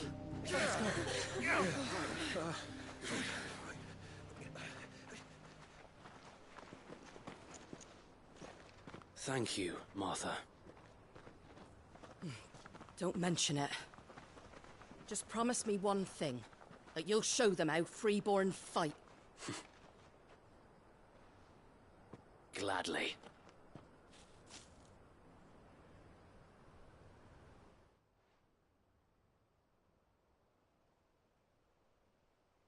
Well, if it was numbers you were lacking, you certainly won't be now. Thanks to you. Me? Oh, I just love the sound of my own voice. Lord Rossfield, my lady, we're ready. So what's the plan of action? We'll divide our forces into several small detachments, each made up of guardians, bearers, and guards from the rest. These will position themselves at strategic points around the village. Upon engaging with the Akashic, each detachment will keep the creatures occupied as best they can, steadily retreating all the while. You're going to lure them into the village? I am. We will have neither the time nor the resources to treat the wounded, so injuries must be avoided at all costs. Instead, we will focus purely on defense at first. By coordinating our withdrawal through the use of messengers drawn from among the bearers, we will aim to have the swarm converge at a point of our choosing. With luck, that point will be the village square. The perfect place for our most able warriors to surround them and fall upon them. And for you and I to finish them off. A sound plan, but one that'll require a leader with a cool head and strong nerves to coordinate the retreat. I'd say you have both in abundance, Sir Wade, but you'll be needed. Please, leave the last of the fighting to me. Ha! And let you have all the glory. Sir Wade! They're here! Then you know what you must do. We work together, everyone playing their part, each shielding the other that no man might fall, that Eastpool might live on. For Rosaria! For Rosaria!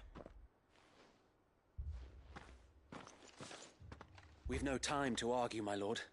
I'll do as you ask. And I will do as you ask. Suppose we'd better do our bit too then, eh? Right you are, Martha.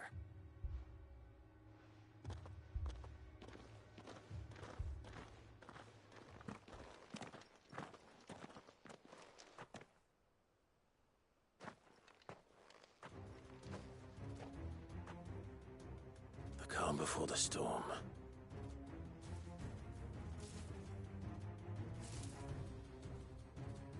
And here it comes.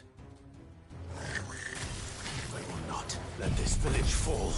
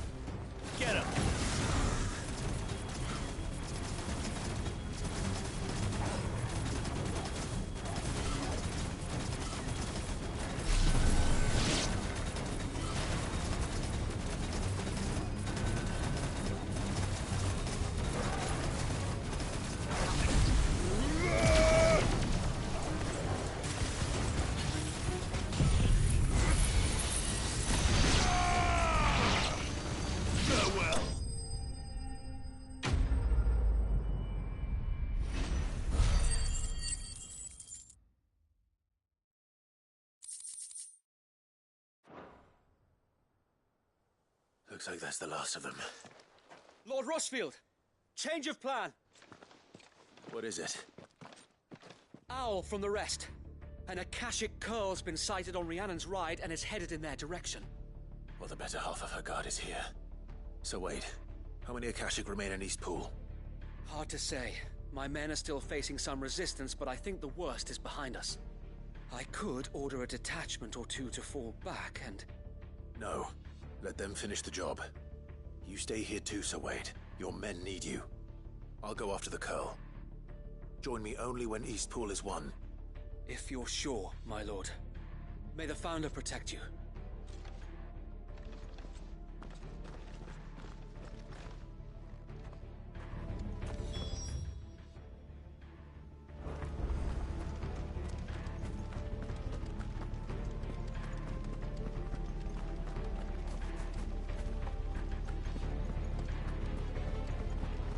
Next one's mine.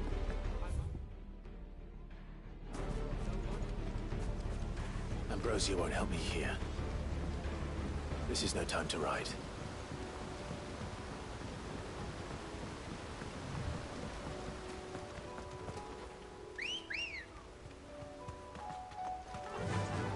Run like the wind.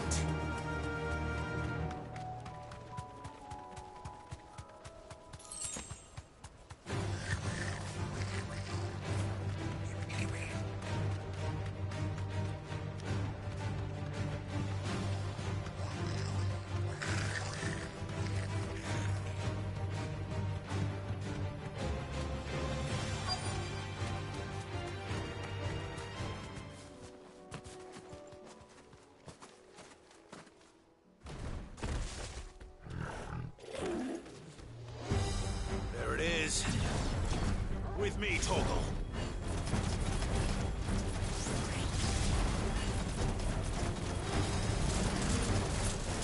Nice try.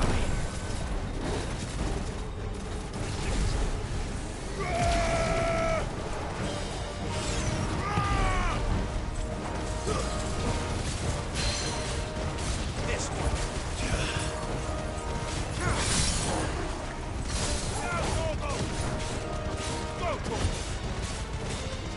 Over here!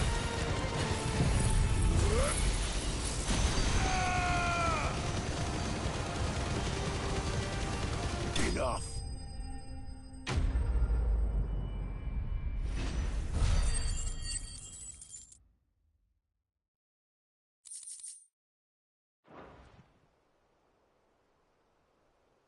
All right. Back to East Pool.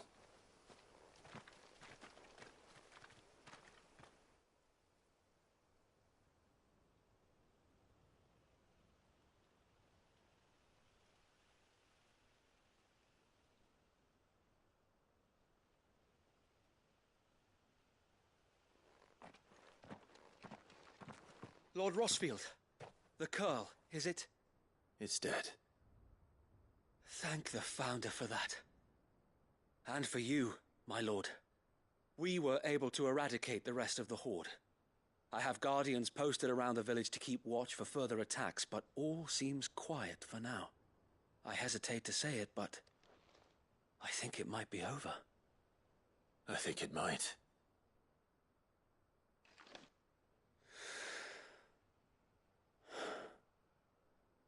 We did it. We saved Eastpool.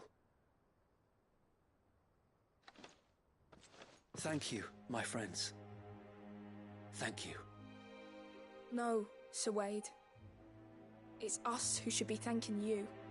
You brought us together. Showed us what it means to fight for what you hold dear. We never had nothing to call our own before. We didn't know what it meant to protect it, but now we do. We really do. Forgive us, Sir Wade.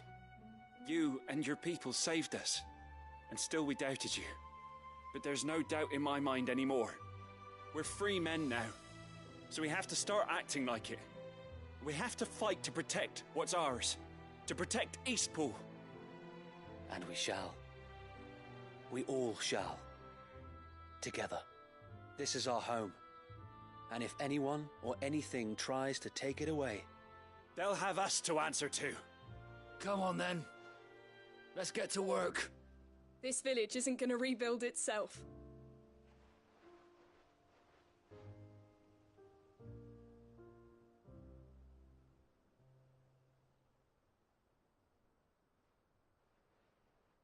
They're not slaves anymore.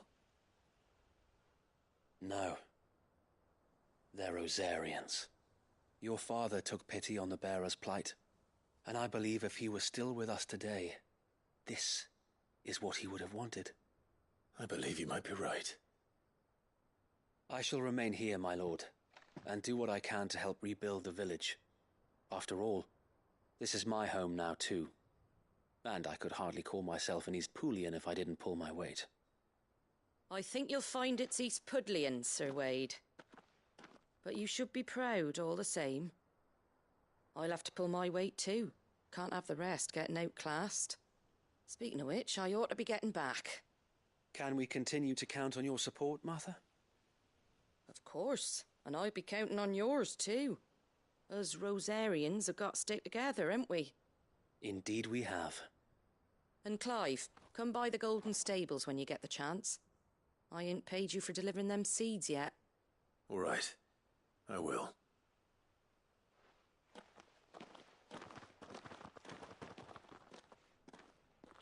Lord Rosfield, do you remember our very first mission together? Clearing the goblins from the Stillwind marshes?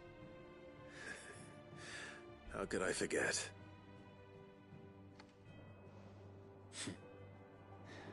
There's one sight that I shall never forget. You, facing off against that giant Morble. Not a trace of fear on your face. Since that day, there have been more than a few times when I felt like giving up. When the odds seemed so stacked in the enemy's favor, I thought I may as well just lay down my sword and surrender. But every time, I would think back to the look in your eyes that day and remember what it means to be a shield. Know that whatever trials Eastpool may face, I shall never lose courage. Thanks to you. So Wade, you have always been a true shield. I know that Eastpool, and indeed all of Rosaria, will be safe in your hands.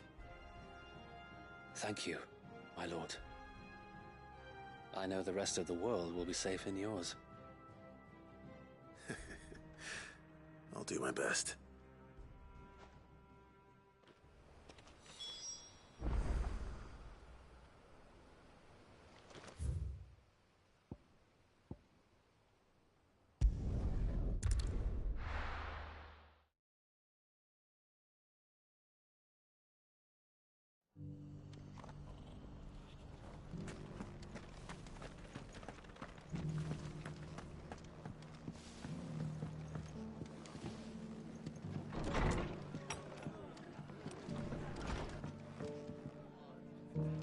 hero returns.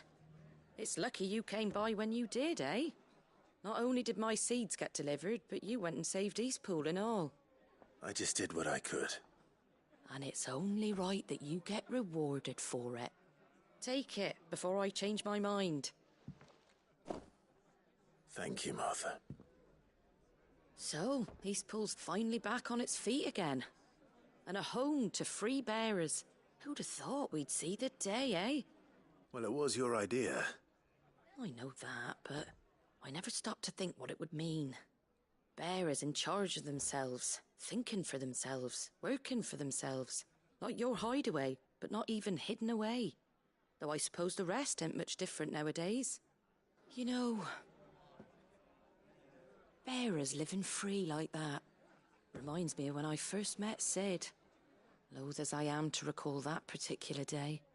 I take it you didn't always see eye to eye. What happened? Well, if you really want to know, I started doing what I do long before I met Sid. In fact, that's how I met him.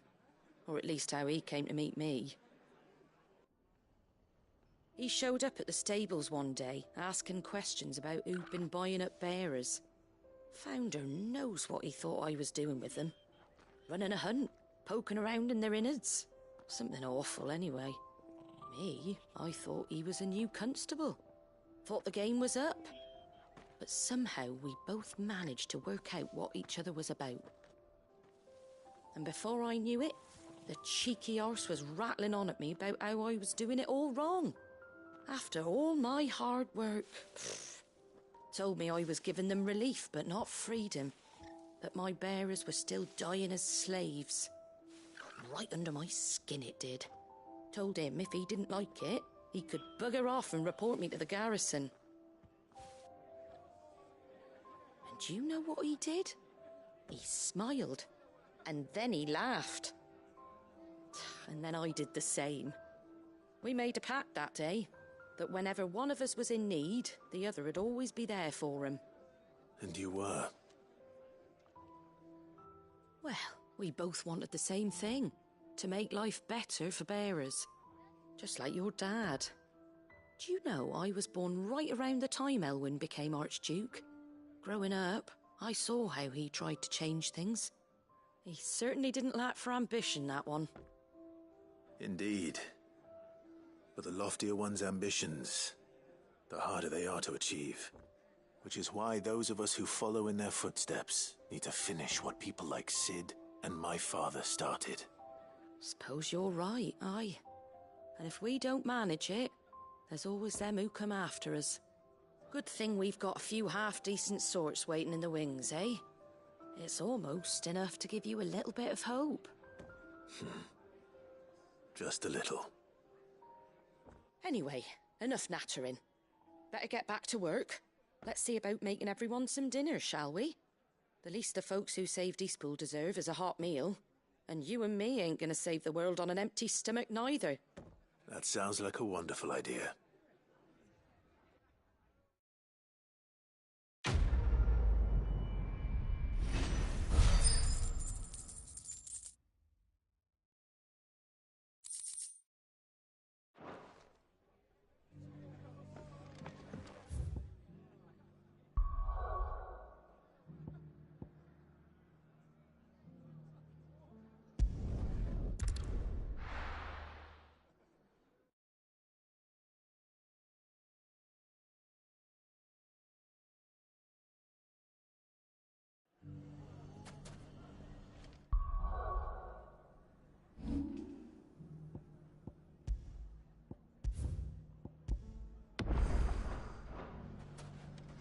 Everything's back the way it was. I don't know how. Take that, you naughty thief! Clive! To what do I owe the pleasure? I just wanted to see how the town's been faring since you brought everyone together. Since we brought everyone together, all is absolutely wonderful. Conrad and Natalie's hands remain safely away from each other's throats, and firmly at the helm. Our stores are full, and the bandits still too disorganized to raid them. Just as the good Lady Jane and Lord Underhill intended. Are you a lord? Lubor's going to be one too. They're going to make him the Lord of Dalimil, because of how he stopped all the grown-ups from fighting.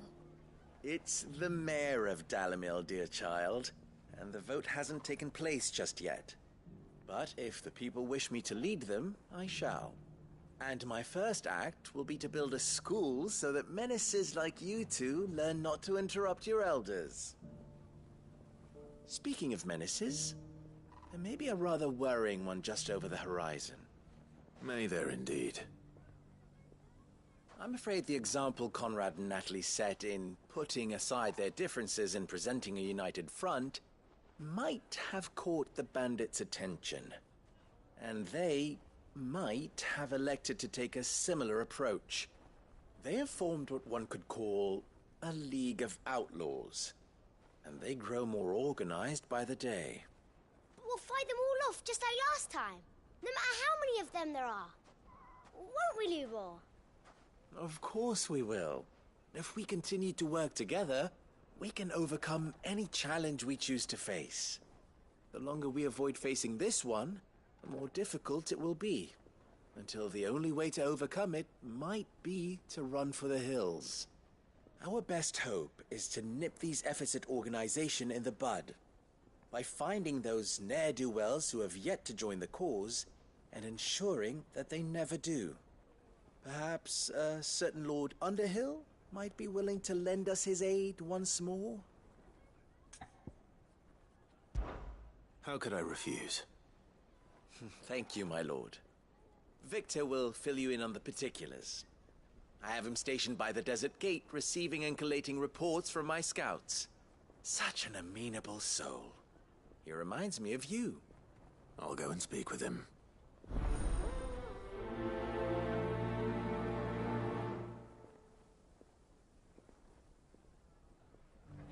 What's the difference between a lord and a mayor?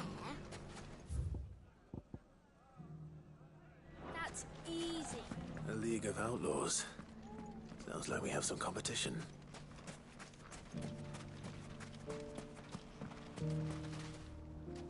Still in Dalimil, Victor? Ah, Sid. I thought you'd have returned to Cosnis by now. I did. Then I came back.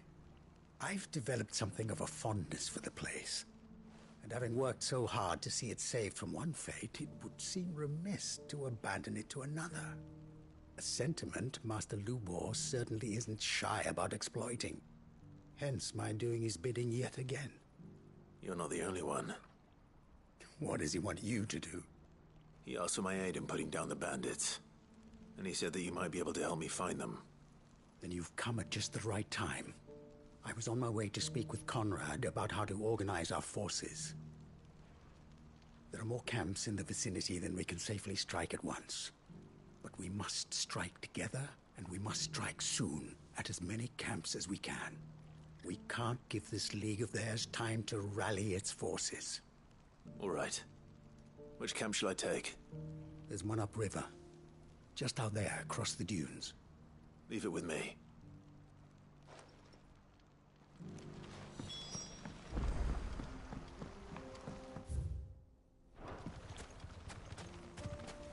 If those ne'er-do-wells want to band together, let them. They'll be no match for us.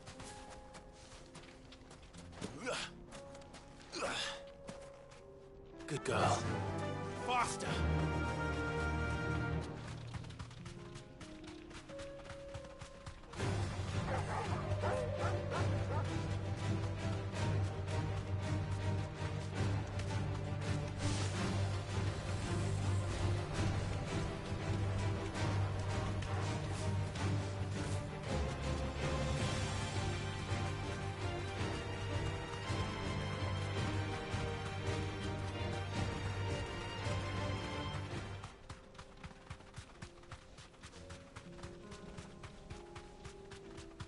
That must be the camp Victor mentioned.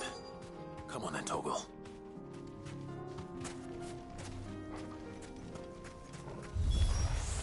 That's him! The one who killed Nock and Fingers!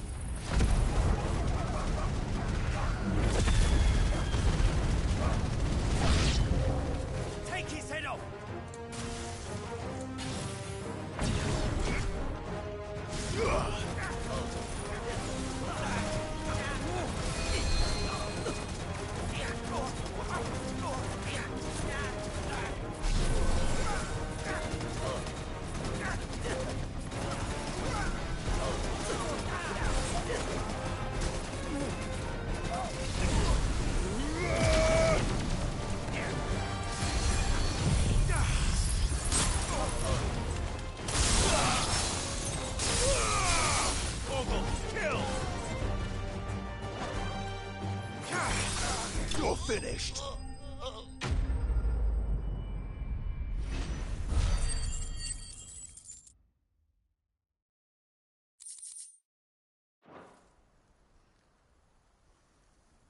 I'd better let Victor know. Sid, where are you? Ah, I see the bandits didn't pose you any trouble. No, but that's not why you're here, is it? No. Something's happened. We need you back in Dalimil. What is it?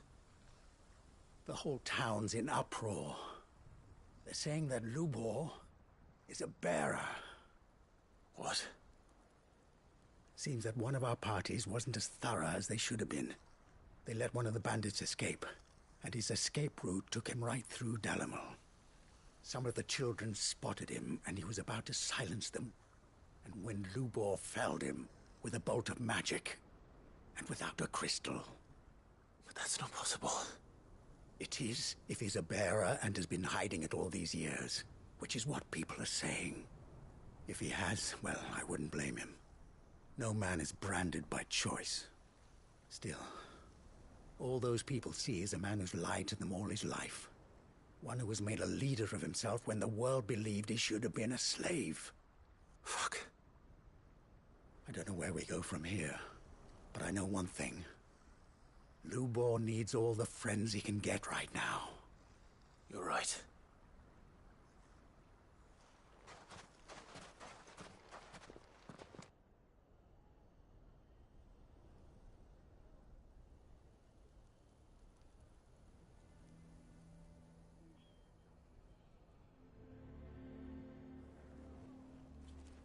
And now everyone knows. I made it a habit to keep a crystal close at hand for just such an occasion. And when that occasion arose, I forgot to reach for it. Well, it was bound to come out sooner or later. We're sorry, Lubor. We tried to keep running, but we just couldn't anymore. There's nothing to be sorry for. I rather enjoyed playing the hero for once. All that matters to me is that you two are safe. Look at him talking to his betters like it's nothing. All lies, I'll wager. Just like the ones he fed us all these years. Once people make up their minds, it's hard to change them. We need to do something, and quickly. Convince the people not to let their prejudices blind them. Convince them that nothing has changed. That their enemy lies outside these walls, not within them. You're right. We should speak to everyone. I'm glad you agree. I'll handle the townsfolk. I'm a Dalmec born and bred. They listen to me. You head to the tavern. Make Conrad and Natalie remember who Lubor really is. They know that Lubor and I are friends. I might not make for the most impartial of interlocutors. Lord Underhill of Randalar's League of Merchants, however, is a trusted and impartial mediator of note. I'll do what I can.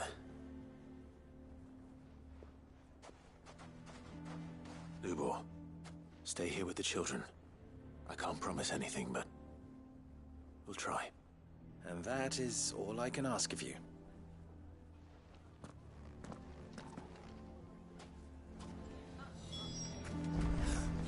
Why are you taking the bearer's side? Why do they always have to make such a... He knew all along that he was playing us for... Forgive me for disturbing you, but could I have a moment of your time? I've seen your face before. As have I. Lord Underhill, wasn't it? Of the League of Merchants. That's right. I wanted to speak to you about Lubor. The rumors that he's a bearer. All true, I'm afraid. He'll never be mayor now. Not if I have anything to do with it. But what of his wares? Bearer or no, his steel is highly valued throughout the Republic. In this at least he's done the town a service. Might that not earn him a little leniency? Leniency? He pretended to be one of us when he was laughing behind our backs all the while. I'm sorry, my lord, but he lied to us. He lied to you. He cannot be trusted. So what do you propose? Will you drive him from his home? Close his forge? Perhaps. That is a question for the people of Dalimil, and they will thank you not to get involved.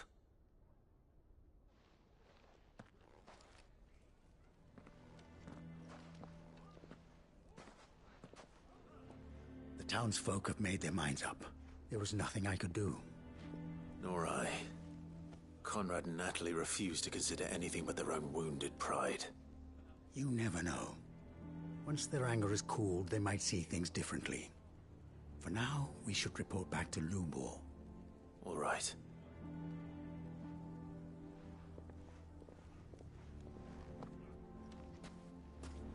Why do they always have to make such a fuss outside? Why the hell would Victor take the bearer's side?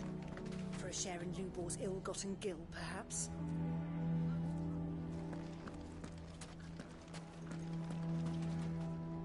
I assume the situation is hopeless? There's still hope. But...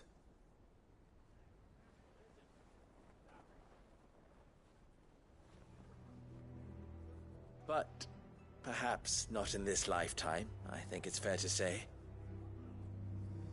You mustn't think like that, Lubor.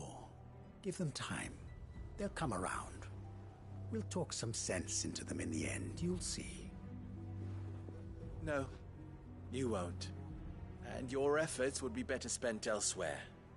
But Lubor... Rosina would often tell me that steel does not lie, that a blade is a reflection of the smith who forged it. To yourself be true, that was her point. Rather an ironic one when you consider that her life was taken with a blade of her own making. But I do not doubt that she was always true to herself and what she believed in, right to the end. And so must I be. I must do what I know to be right, no matter what others might think of me. And now, I know what that is. I must embrace my new role of villain so that the people of Dalimil have something to unite against. For only united can they hope to stand against the threat that awaits them. I'll need to make a suitably dramatic exit, of course. Don't go, Lubor. You're the only one who was ever kind to us. We'll be all alone. Again. Trust me, little ones. It is for the best that I go. Not only for the town, but for you, too. How could it possibly be for the best? These children need you. The least you can do is give the townspeople a chance to change their minds. I would not take it, Victor. It's over. Over, you say? And so just like that, you're going to throw this town and these children to the wolves? I thought you were better than this. But it seems you had me fooled as well. Victor. Forget it.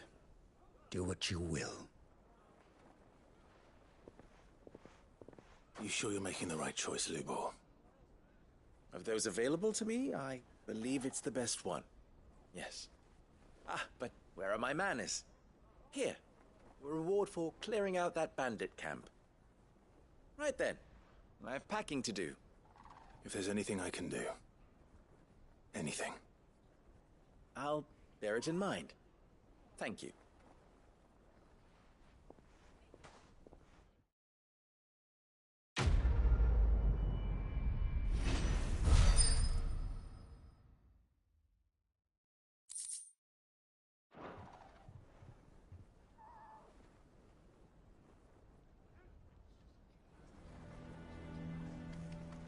I'm going to go with him. Why is everyone being mean to Lubor? He didn't do anything wrong.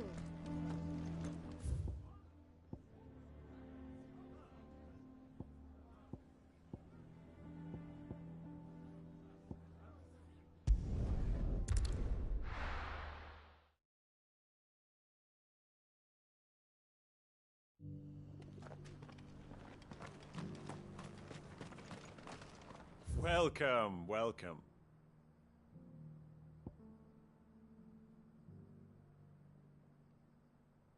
Come again.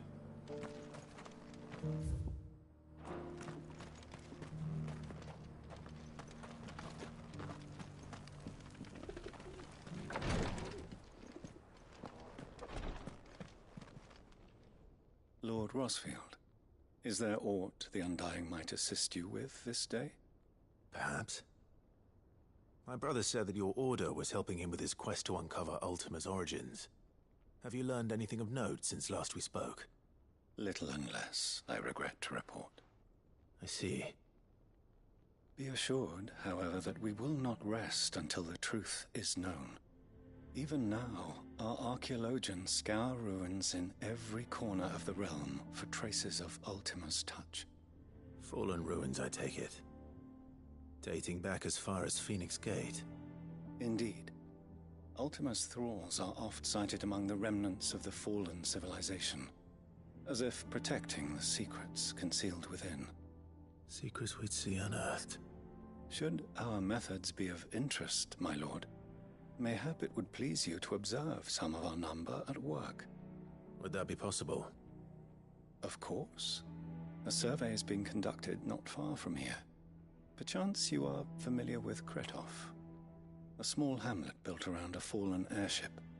I was due to visit my colleagues there to collect their preliminary findings, but if you would consent to do so in my stead, I'm sure that they would be honored to relate any discoveries they have made to you directly.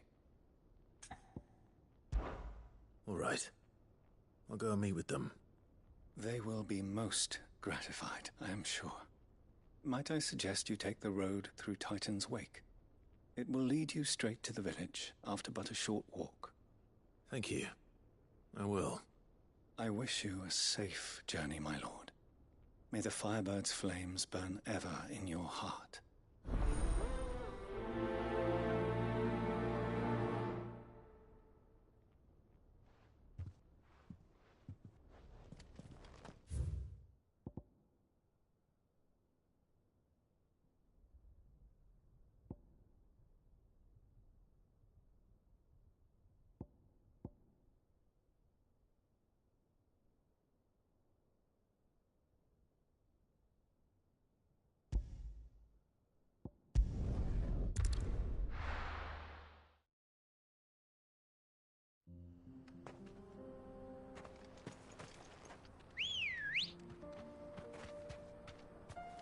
Ready, girl?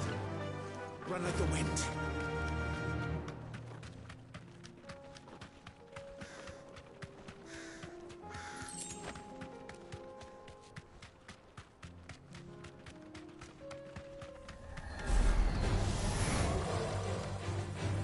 Straight home now.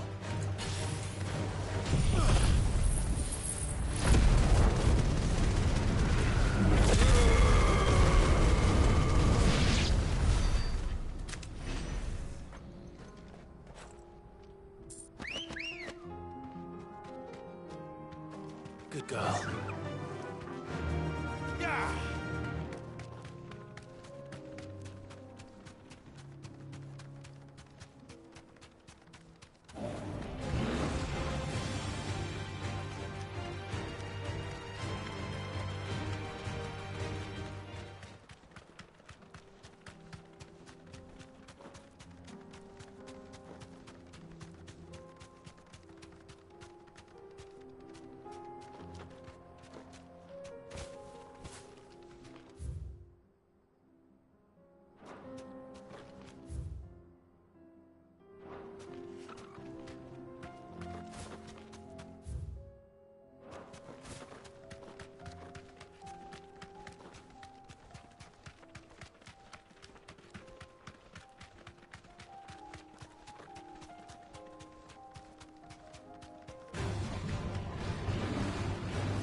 Safe.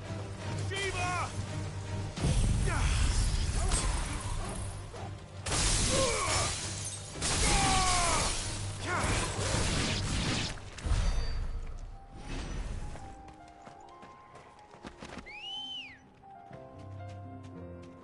Ready, girl? Run like the wind.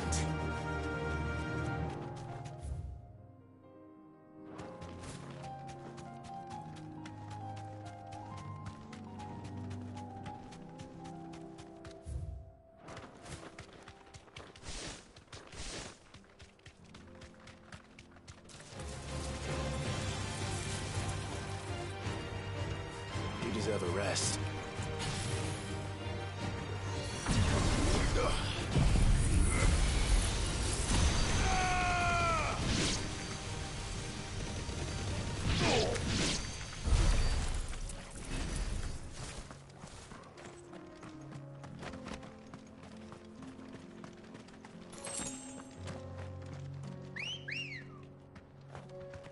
Come on. Fly, Ambrosia. No holding back.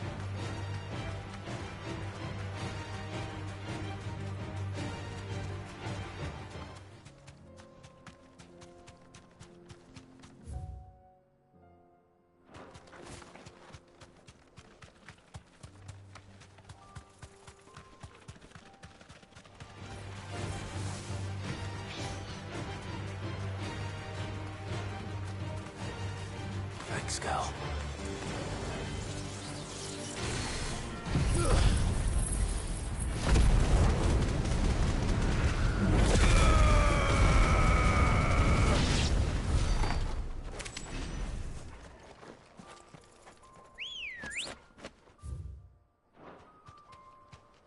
Ready, girl?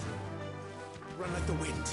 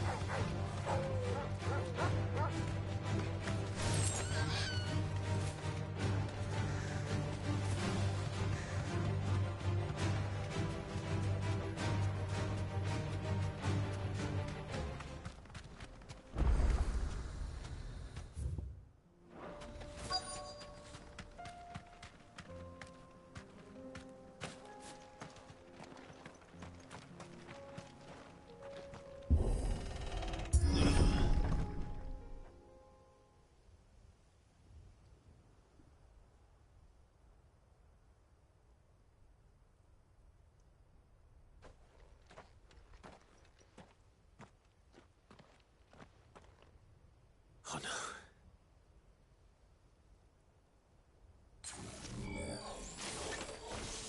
You'll pay for this. There may still be survivors.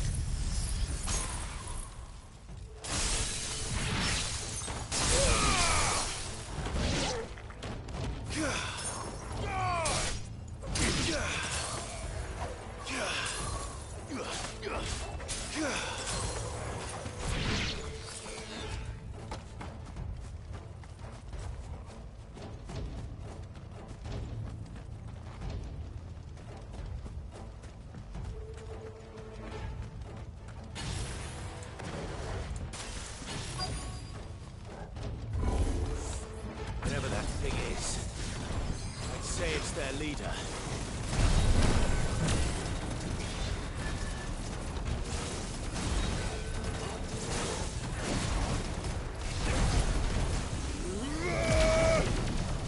Too slow.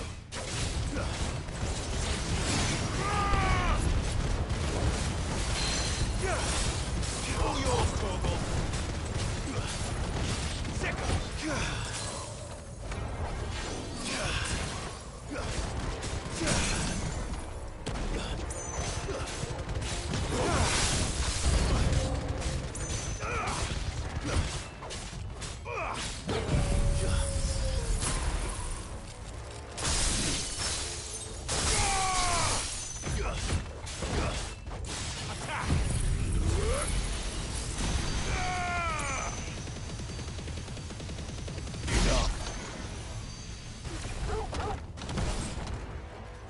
Stay down. It's over. This one. Farewell.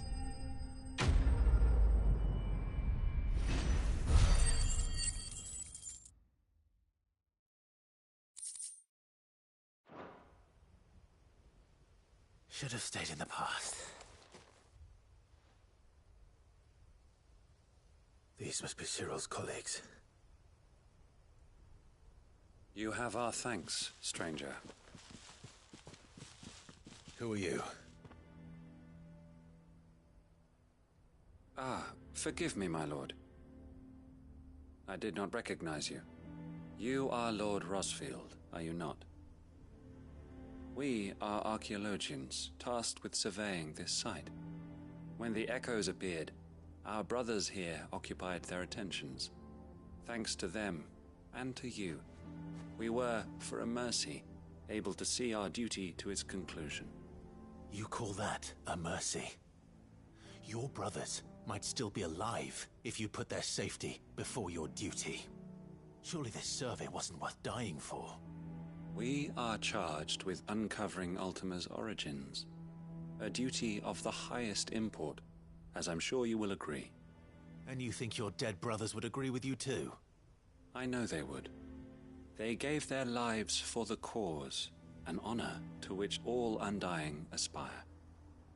Now, to what do we owe the honor of your presence, Lord Marquis? Cyril told me of your work here, and I agreed to collect your findings in his stead. I see.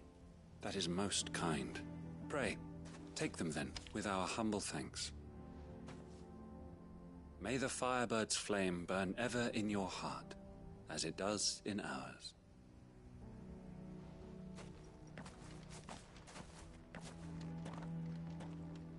It's one thing to lay down your life for another, but for a survey... I suppose I'd better get this back to Cyril.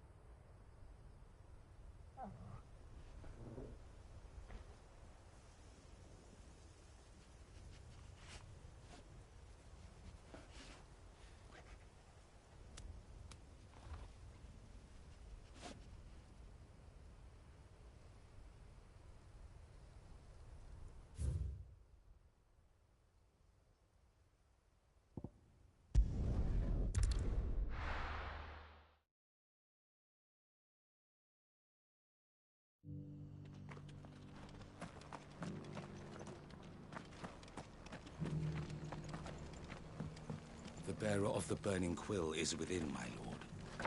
Prithee enter. Ah, you are returned, my lord. I collected your colleagues' preliminary findings. Here, take them.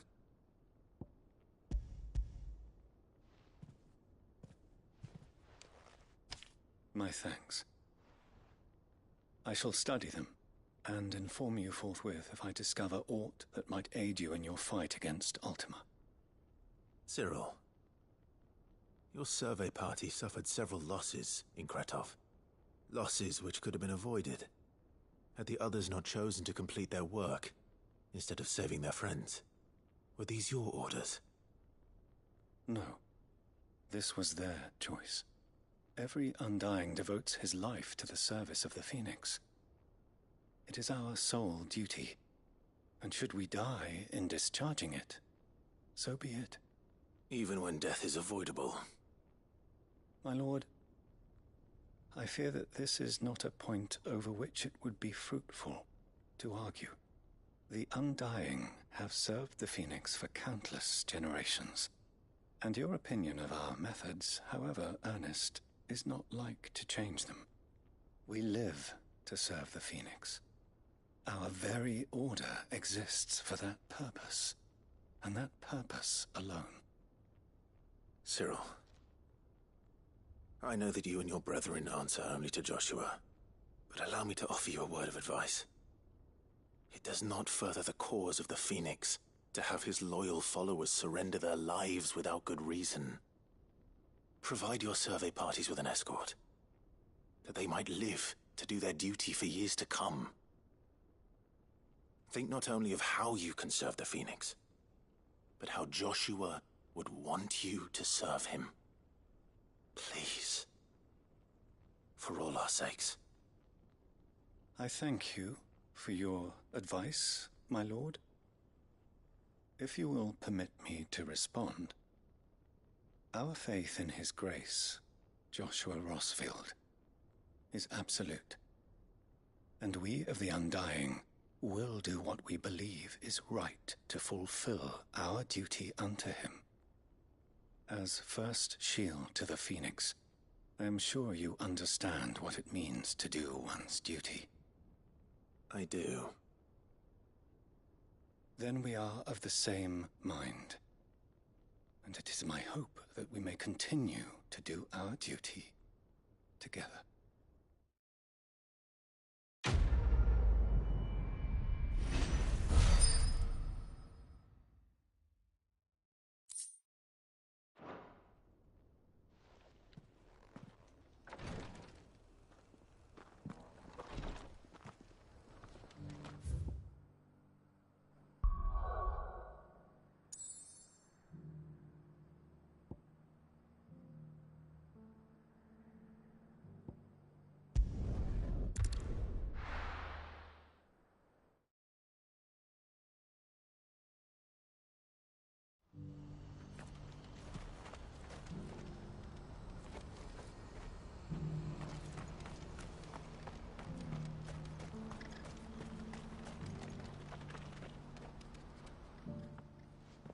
Ah, Clive. You'll be pleased to know that the negotiations are progressing well. That is good news. Yes. Our comrade in Randalar has just sent word that the contract should be signed very soon. But I still have much and more to prepare. It's a huge undertaking moving this many bearers at once. You couldn't do me a quick favor, could you? What is it this time? More wild beasts? Nothing like that.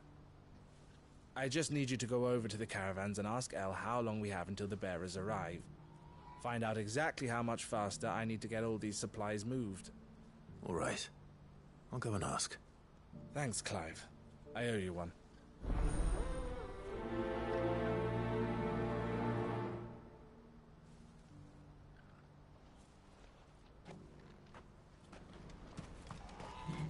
What's happened?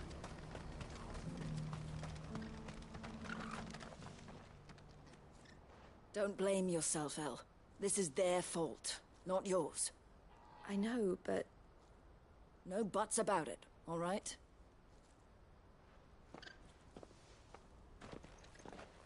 Is something wrong? Vonnie came to give me a message from our intermediary.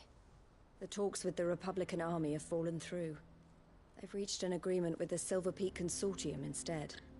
Though prices have fallen of late, we deliberately offered above the going rate to try and deter other bidders. But the Consortium offered double what we did, and the army jumped at the chance. And you had no opportunity to make a counteroffer? None at all. And we were so close. El? What's happened? I saw Vonnie leaving. She didn't look happy. And with good reason.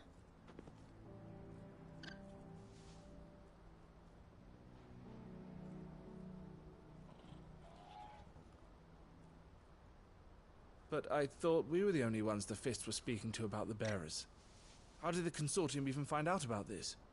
It's not so surprising. They have ears all over the Republic. This isn't over. The Consortium will have to sell these bearers eventually, and at the price they paid, buyers will be few and far between. I'm going to Randalar myself. Alone? You sure that's wise? Are you offering to be my bodyguard? How kind. Meet me at the checkpoint near the capital gates. I'll send an owl ahead and request a meeting. You go to Cashlock, Theo, and get everything ready. We've waited far too long as it is. Even if I fail to free these bearers, there will be others. Someone needs to prepare the place and keep any prowling beasts at bay. Oh, and that's me, is it? Well, it looks like I'm following orders till she gets back from meeting the Silver Peak Consortium, who've been doing their best to undermine our scheme. She'll never join them after this, surely. No, she said it herself. She still has plans for Cashlock, even if this one falls through. She means to stay with us, then. I can't say I'm not happy to hear it, but... is this what she really wants? You have to trust her. You're right. It's what she wants now. And if Elle's off fighting for the cause, I should do my part too. So I bid you farewell and safe travels, my friend. I'll gather my men and leave for Cashlock. We'll make sure the place is well stocked and defended. You go to Randalar and see if you can stop my sister biting the Consortium's heads off. If she won't consider her prospects, someone has to. I'll do my best.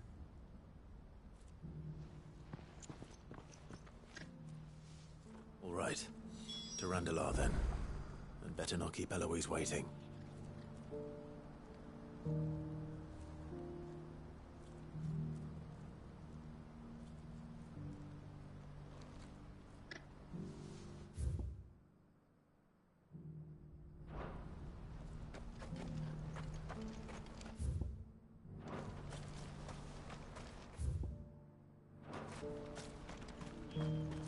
Needs a falter in it.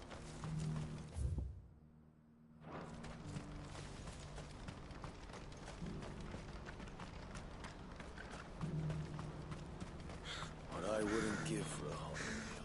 Looks like this is the end of the road. When are they gonna let us through?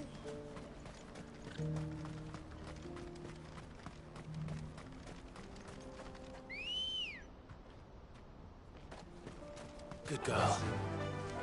Yeah!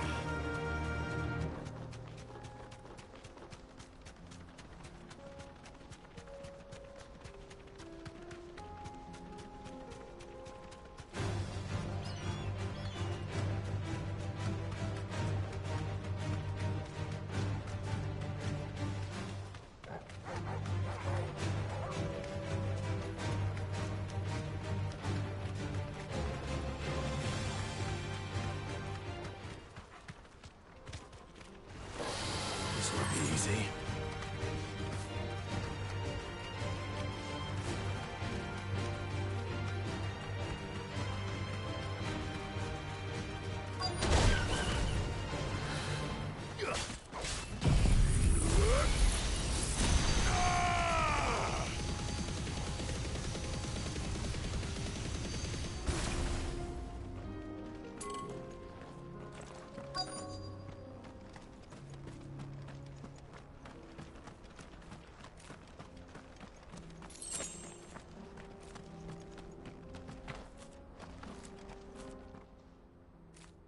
I hope I didn't keep you waiting.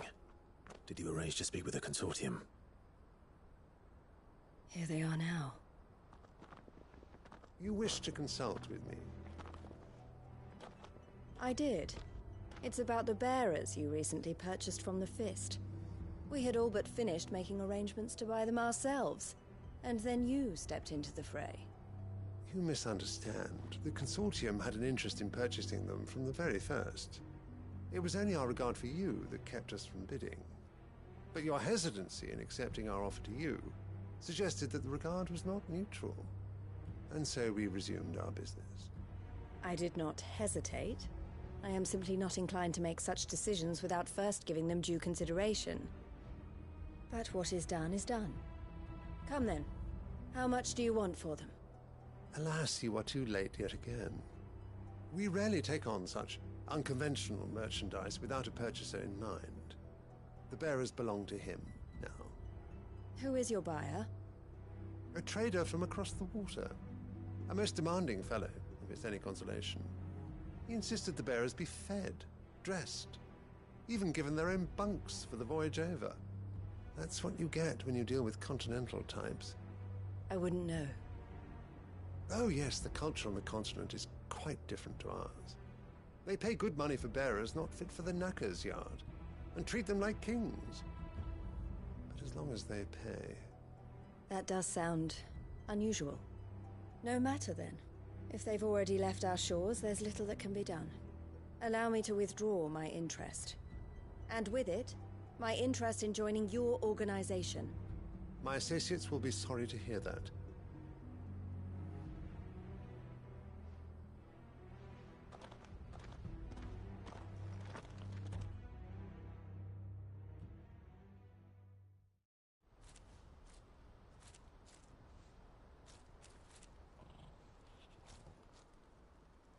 I'm sorry you weren't able to save them. As am I. But I only have myself to blame. He was right, you see. The Silver Peak Consortium did intend to buy those bearers before I did. Their representative hinted at a possible purchase when he came to recruit me. I feigned interest in joining them in the hope he might be encouraged to tell me more. And he did just that. As soon as he left, I sent my own offer to Randalar. So you never... No. I entertained the Consortium's proposal solely so I could learn more about those bearers. But I was a fool to think they wouldn't find out. I knew exactly who I was dealing with. You tried. I did. And if what he said was true, the bearers are to be well treated. Which is something, at least. But they deserved more. I wanted so badly to see them freed. Eloise! Eloise! Word from Cashlock. The village is under attack. A pack of beasts have come down from the mountains, and there's a dragon at its head. Theo and the others are trying to hold them off as best they can, but the odds are against them. They need help, and fast. Theo! I'll go on ahead. Thank you, Clive. I'll gather some men and join you there. Just... make sure he's safe.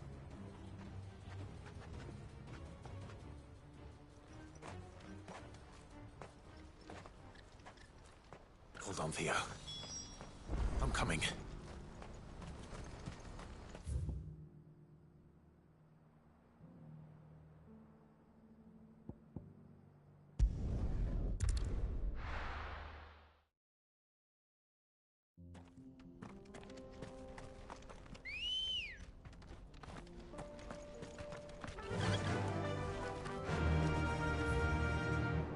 Fly, Ambrosia.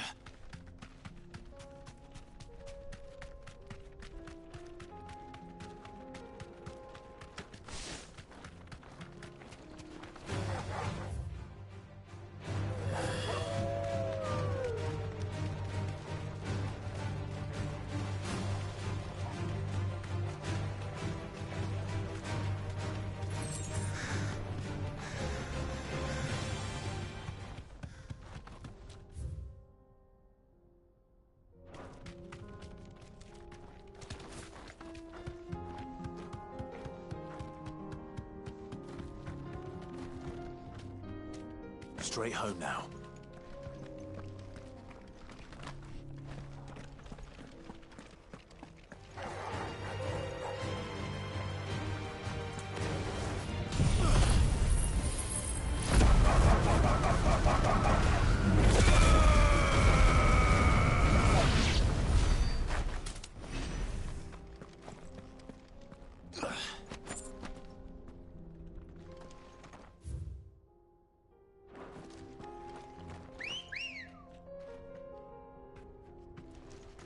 Let's go.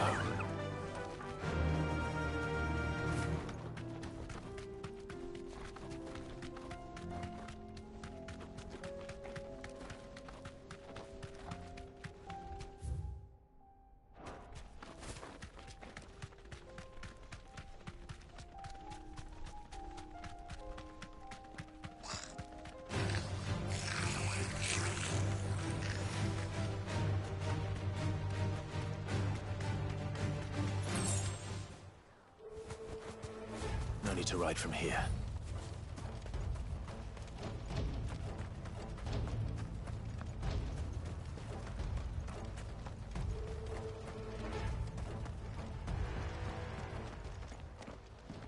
Where's Theodore? Upriver! He led the dragon that way to keep it from the village, but the whole area's flooded with aether. We just have to pray he makes it out in one piece. I can do better than that. Torgal, with me.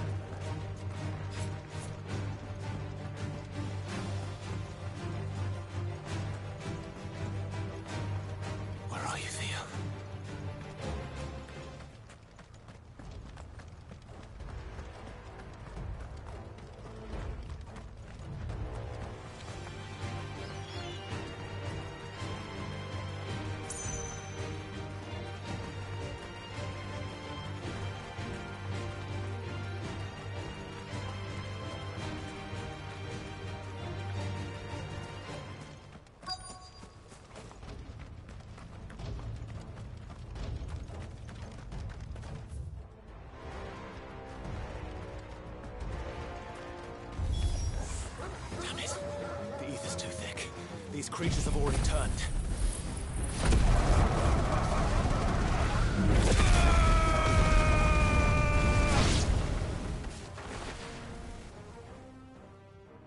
I can't waste any more time.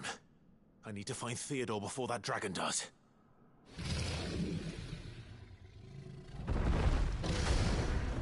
Looks like it's found me. This thing's turned as well. This isn't going to be easy.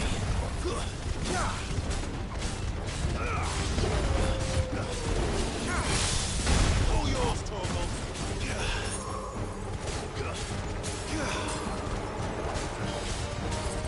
This one.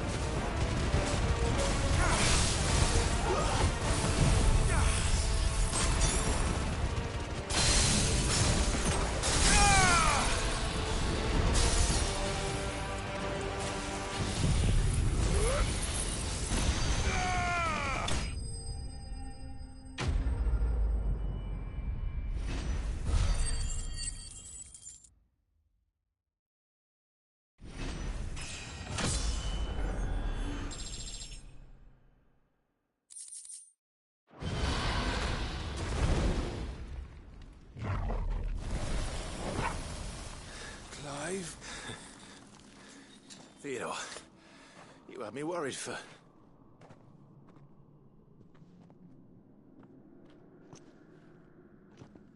We have to get you out of here.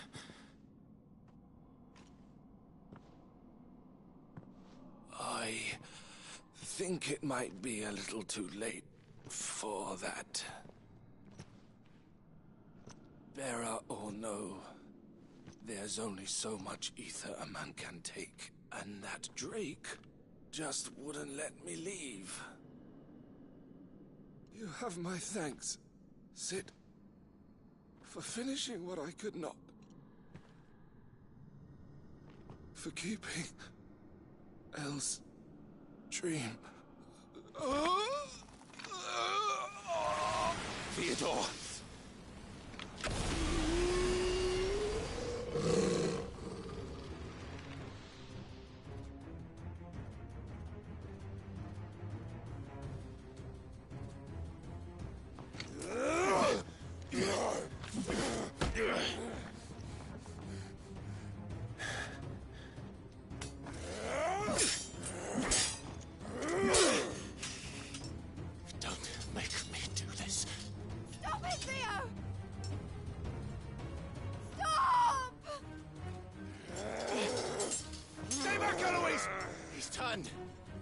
And so will you!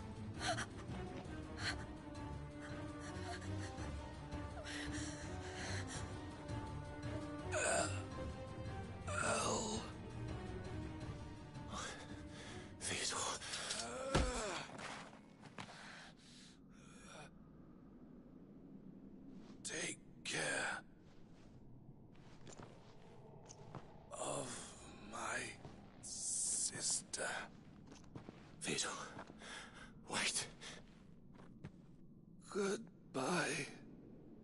Oh.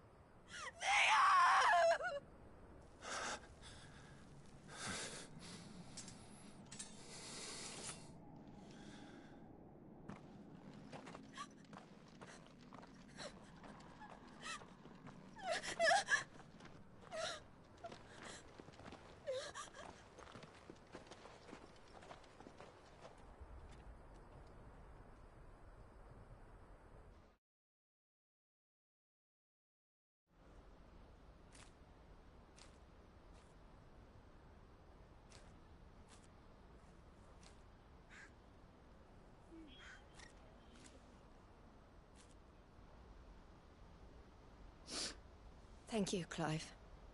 I think I'll be all right now. That was true bravery he showed. Leading the dragon away from the village like that. His first instinct was always to protect people. To put others' well-being before his own. And now he's gone. Because I sent him to that place, against his will. It wasn't against his will. He was ready to do whatever it took to show you he could stand on his own. So that you would finally be free to live your own life. To live my own life? He never could come to terms with the choice I made. What exactly happened? You once told me Thea was the first bearer you ever helped.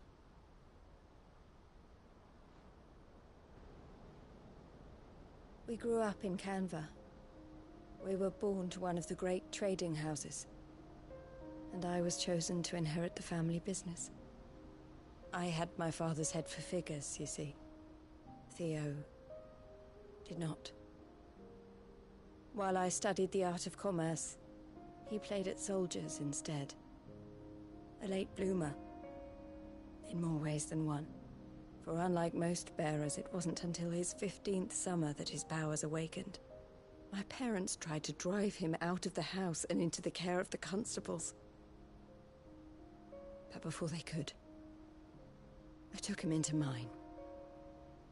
Thea told me something else. He clearly admired your devotion to the cause of freeing others like him from slavery. But he said you deserved a better life than this. He wanted to free you from what he called your bonds, just as you freed him from his.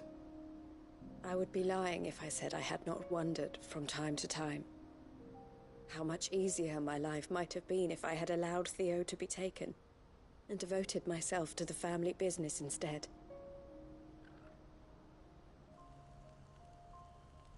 But I have never regretted the decision I made.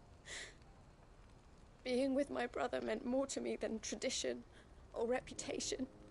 I only had to look at him to remind myself of that night and the choice I made and the fact that I would make the same choice again in a heartbeat.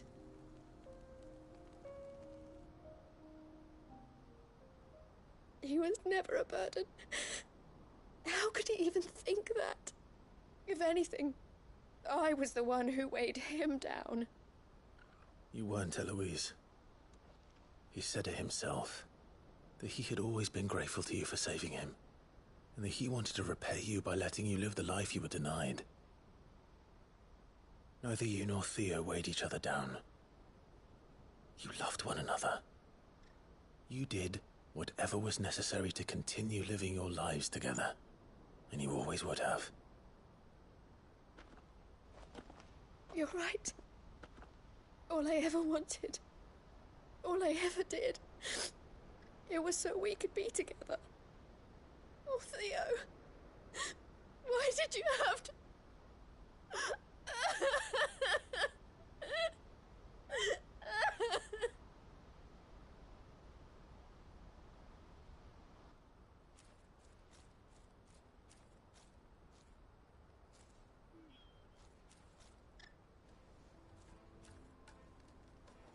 I know Theo wanted me to move on.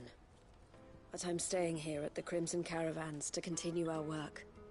We can make a difference here. We can help people. Save them. I need nothing more from life than that. So I'll carry on doing what we do. Ensuring that goods, people, bearers get where they need to be. Bringing smiles to people's faces, just like we always have. And to Theo's, wherever he is. This is the life I have chosen. The life I will always choose. I've made a choice of my own. To continue helping you however I can. Whenever you need it. Thank you, Clive. Let's go on together then. For Theodore.